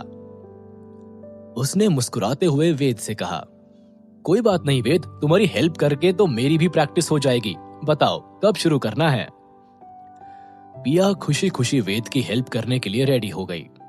तभी अचानक सुमित वहां पहुंचा। अरे सुमित, तुम यहाँ कैसे, वो भी इतनी सुबह सुबह? पिया सुमित को वहां एक्सपेक्ट नहीं कर रही थी। तभी वेद ने कहा, पिया सुमित को मैंने ही यहाँ बुलाया है। अरे भाई, अभी स्कूल शुरू होने में बहुत टाइम है, तूने मुझे इतनी जल्दी यहाँ क्यों बुलाया? सुमित काफी नींद में था और वो अपनी आंखों को मल रहा था। अरे स्कूल जाने में अभी टाइम है, इसीलिए तो मैंने तुम्हें यहाँ बुलाया। मैं चाहता हूँ कि तुम दोनों मिलकर मुझे फाइटिंग टेक्निक सिखाओ। वेद ने फाइनली अपनी रिक्वेस्ट दोनों को सुनाई। वेद की बात सुनकर पिया और सुमित ने एक साथ पूछा, मगर कैसे? वेद ने फिर मुस्कुरा कर कहा, सबसे पहले तो तुम दोनों एक दूसरे के बीच एक फ्रेंडली मैच करो। मैं तुम दोनों को ध्यान से ऑब्जर्व करूंगा। ये मैच मेरे लिए एक ट्यूटोरियल जैसा होगा और फिर उसके बाद हम तीनों आपस में फ्रेंडली बैटल करेंगे। वेद का ये आइडिया दोनों पिया और सुमित को बहुत शॉकिंग लगा। वो दोनों वेद के फाइटिंग स्किल्स के बारे में अच्छी तरह से जानते थे, जिस वजह से वो वेद से ऐसी रिक्वेस्ट एक्सपेक्ट नहीं कर रहे थे। मगर दोनों को इस बात की खुशी भी हुई थी कि उन्हें वेद की हेल्प करने का मौका मिल रहा था। दोनों ने एक बार एक दूसरे की तरफ मुस्कुरा कर देखा और वेद की हेल्प करने के लिए तैयार हो गए। कुछ ही देर के बाद फाइटिंग का पूरा माहौल बन चुका था। वेद उस गिरे हुए पेड़ के ऊपर जाकर बैठ गया और यहाँ सुमित और पिया आपस में लड़ने के लिए पूरी तरह से रेडी थे। फाइट शुरू हुई। दोनों सुमित और पिया एक दूसरे को सीधे अटैक करने लगे। हा हा हाय हा हैया हा हा हा। क्योंकि ये मैच फ्रेंडली था तो इसीलिए उन दोनों में से किसी को भी किसी तरह की चोट नहीं लग रही थी। मगर जिस तरह से वह आपस में लड़ाई कर रहे थे, उससे ऐसा बिल्कुल नहीं लग रहा था कि ये कोई फ्रेंडली मैच हो। खुद पिया और सुमित भी इस मैच को एंजॉय कर रहे थे। फाइटिंग करते करते दोनों बात भी कर रहे थे। अरे वाह पिया, तुम तो कई सारी नई चीजें सीखने लगी हो। Very impressive.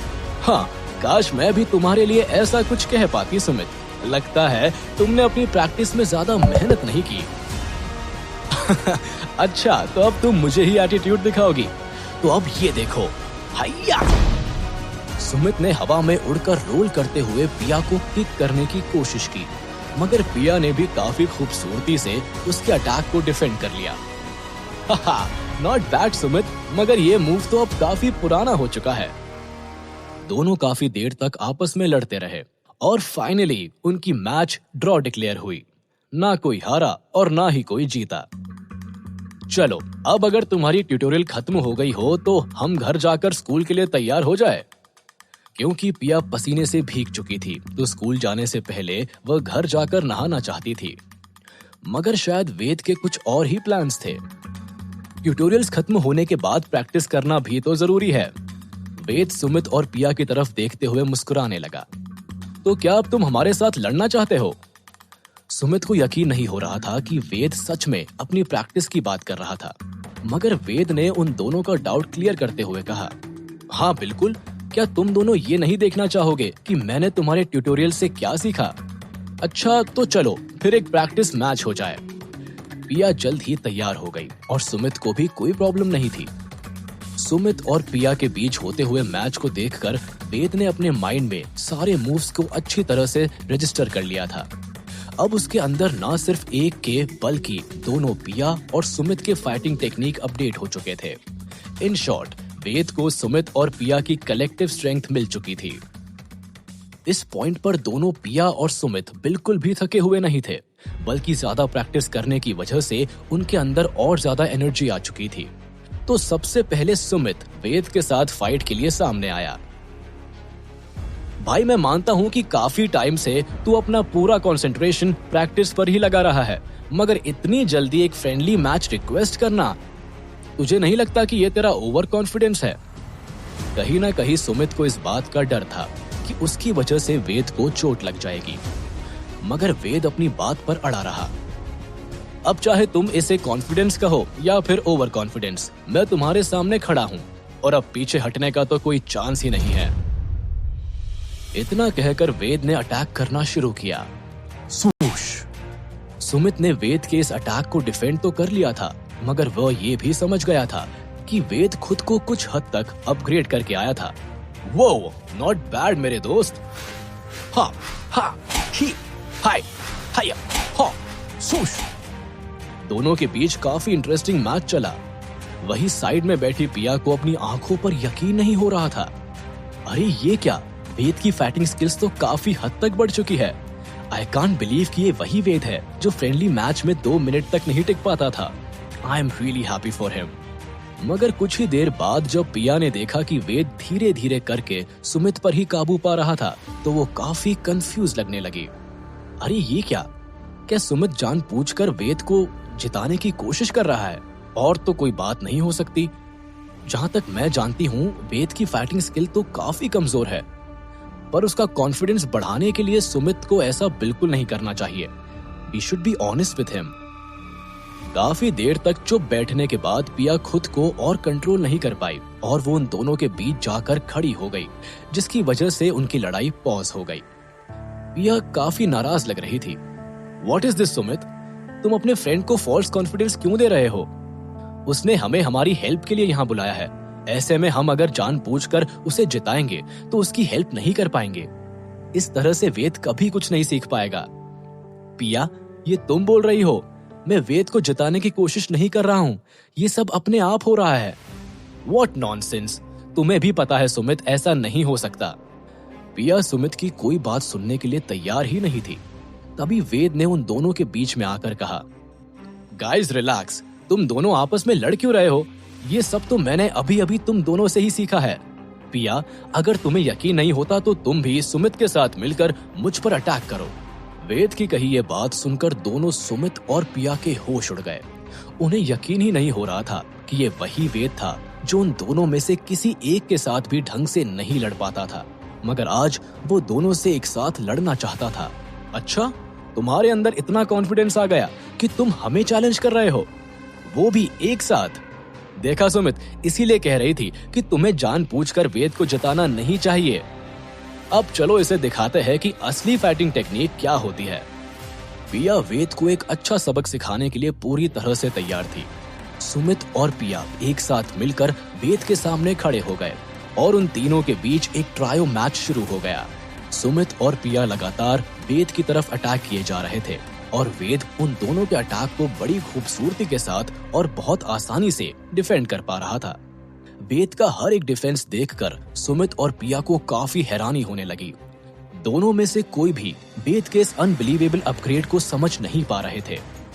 देखते ही देखते वेद ने डिफेंड करना छोड़कर सीधे अटैक करना शुरू कर दिया। हा हा हाय हे हैया सूश! अब कंडीशन ऐसी हो चुकी थी कि ना तो पिया और ना ही सुमित वेद के अटैक को डिफेंड कर पा रहे थे। ऐसा लग रहा था जैसे धीरे धीरे करके वेद अकेला ही उन दोनों पर हावी हो रहा था। क्या मैं कोई सपना देख रही हूँ? मुझे तो यकीन ही नहीं होता कि वेद अकेला ही हम दोनों पर हावी हो रहा है। कहीं हम दोनों की पावर कम तो नहीं हो गई है? नहीं नहीं, ऐसा नहीं हो सकता। हमने तो अभी अभी अच्छी तरह से प्रैक्टिस की थी, तब तक तो सब ठीक था। पिया की तरह सुमित भी कंफ्यूज था। वेद के स्किल्स देखकर दोनों ही काफी हैरान थे और साथ ही साथ दोनों वेद के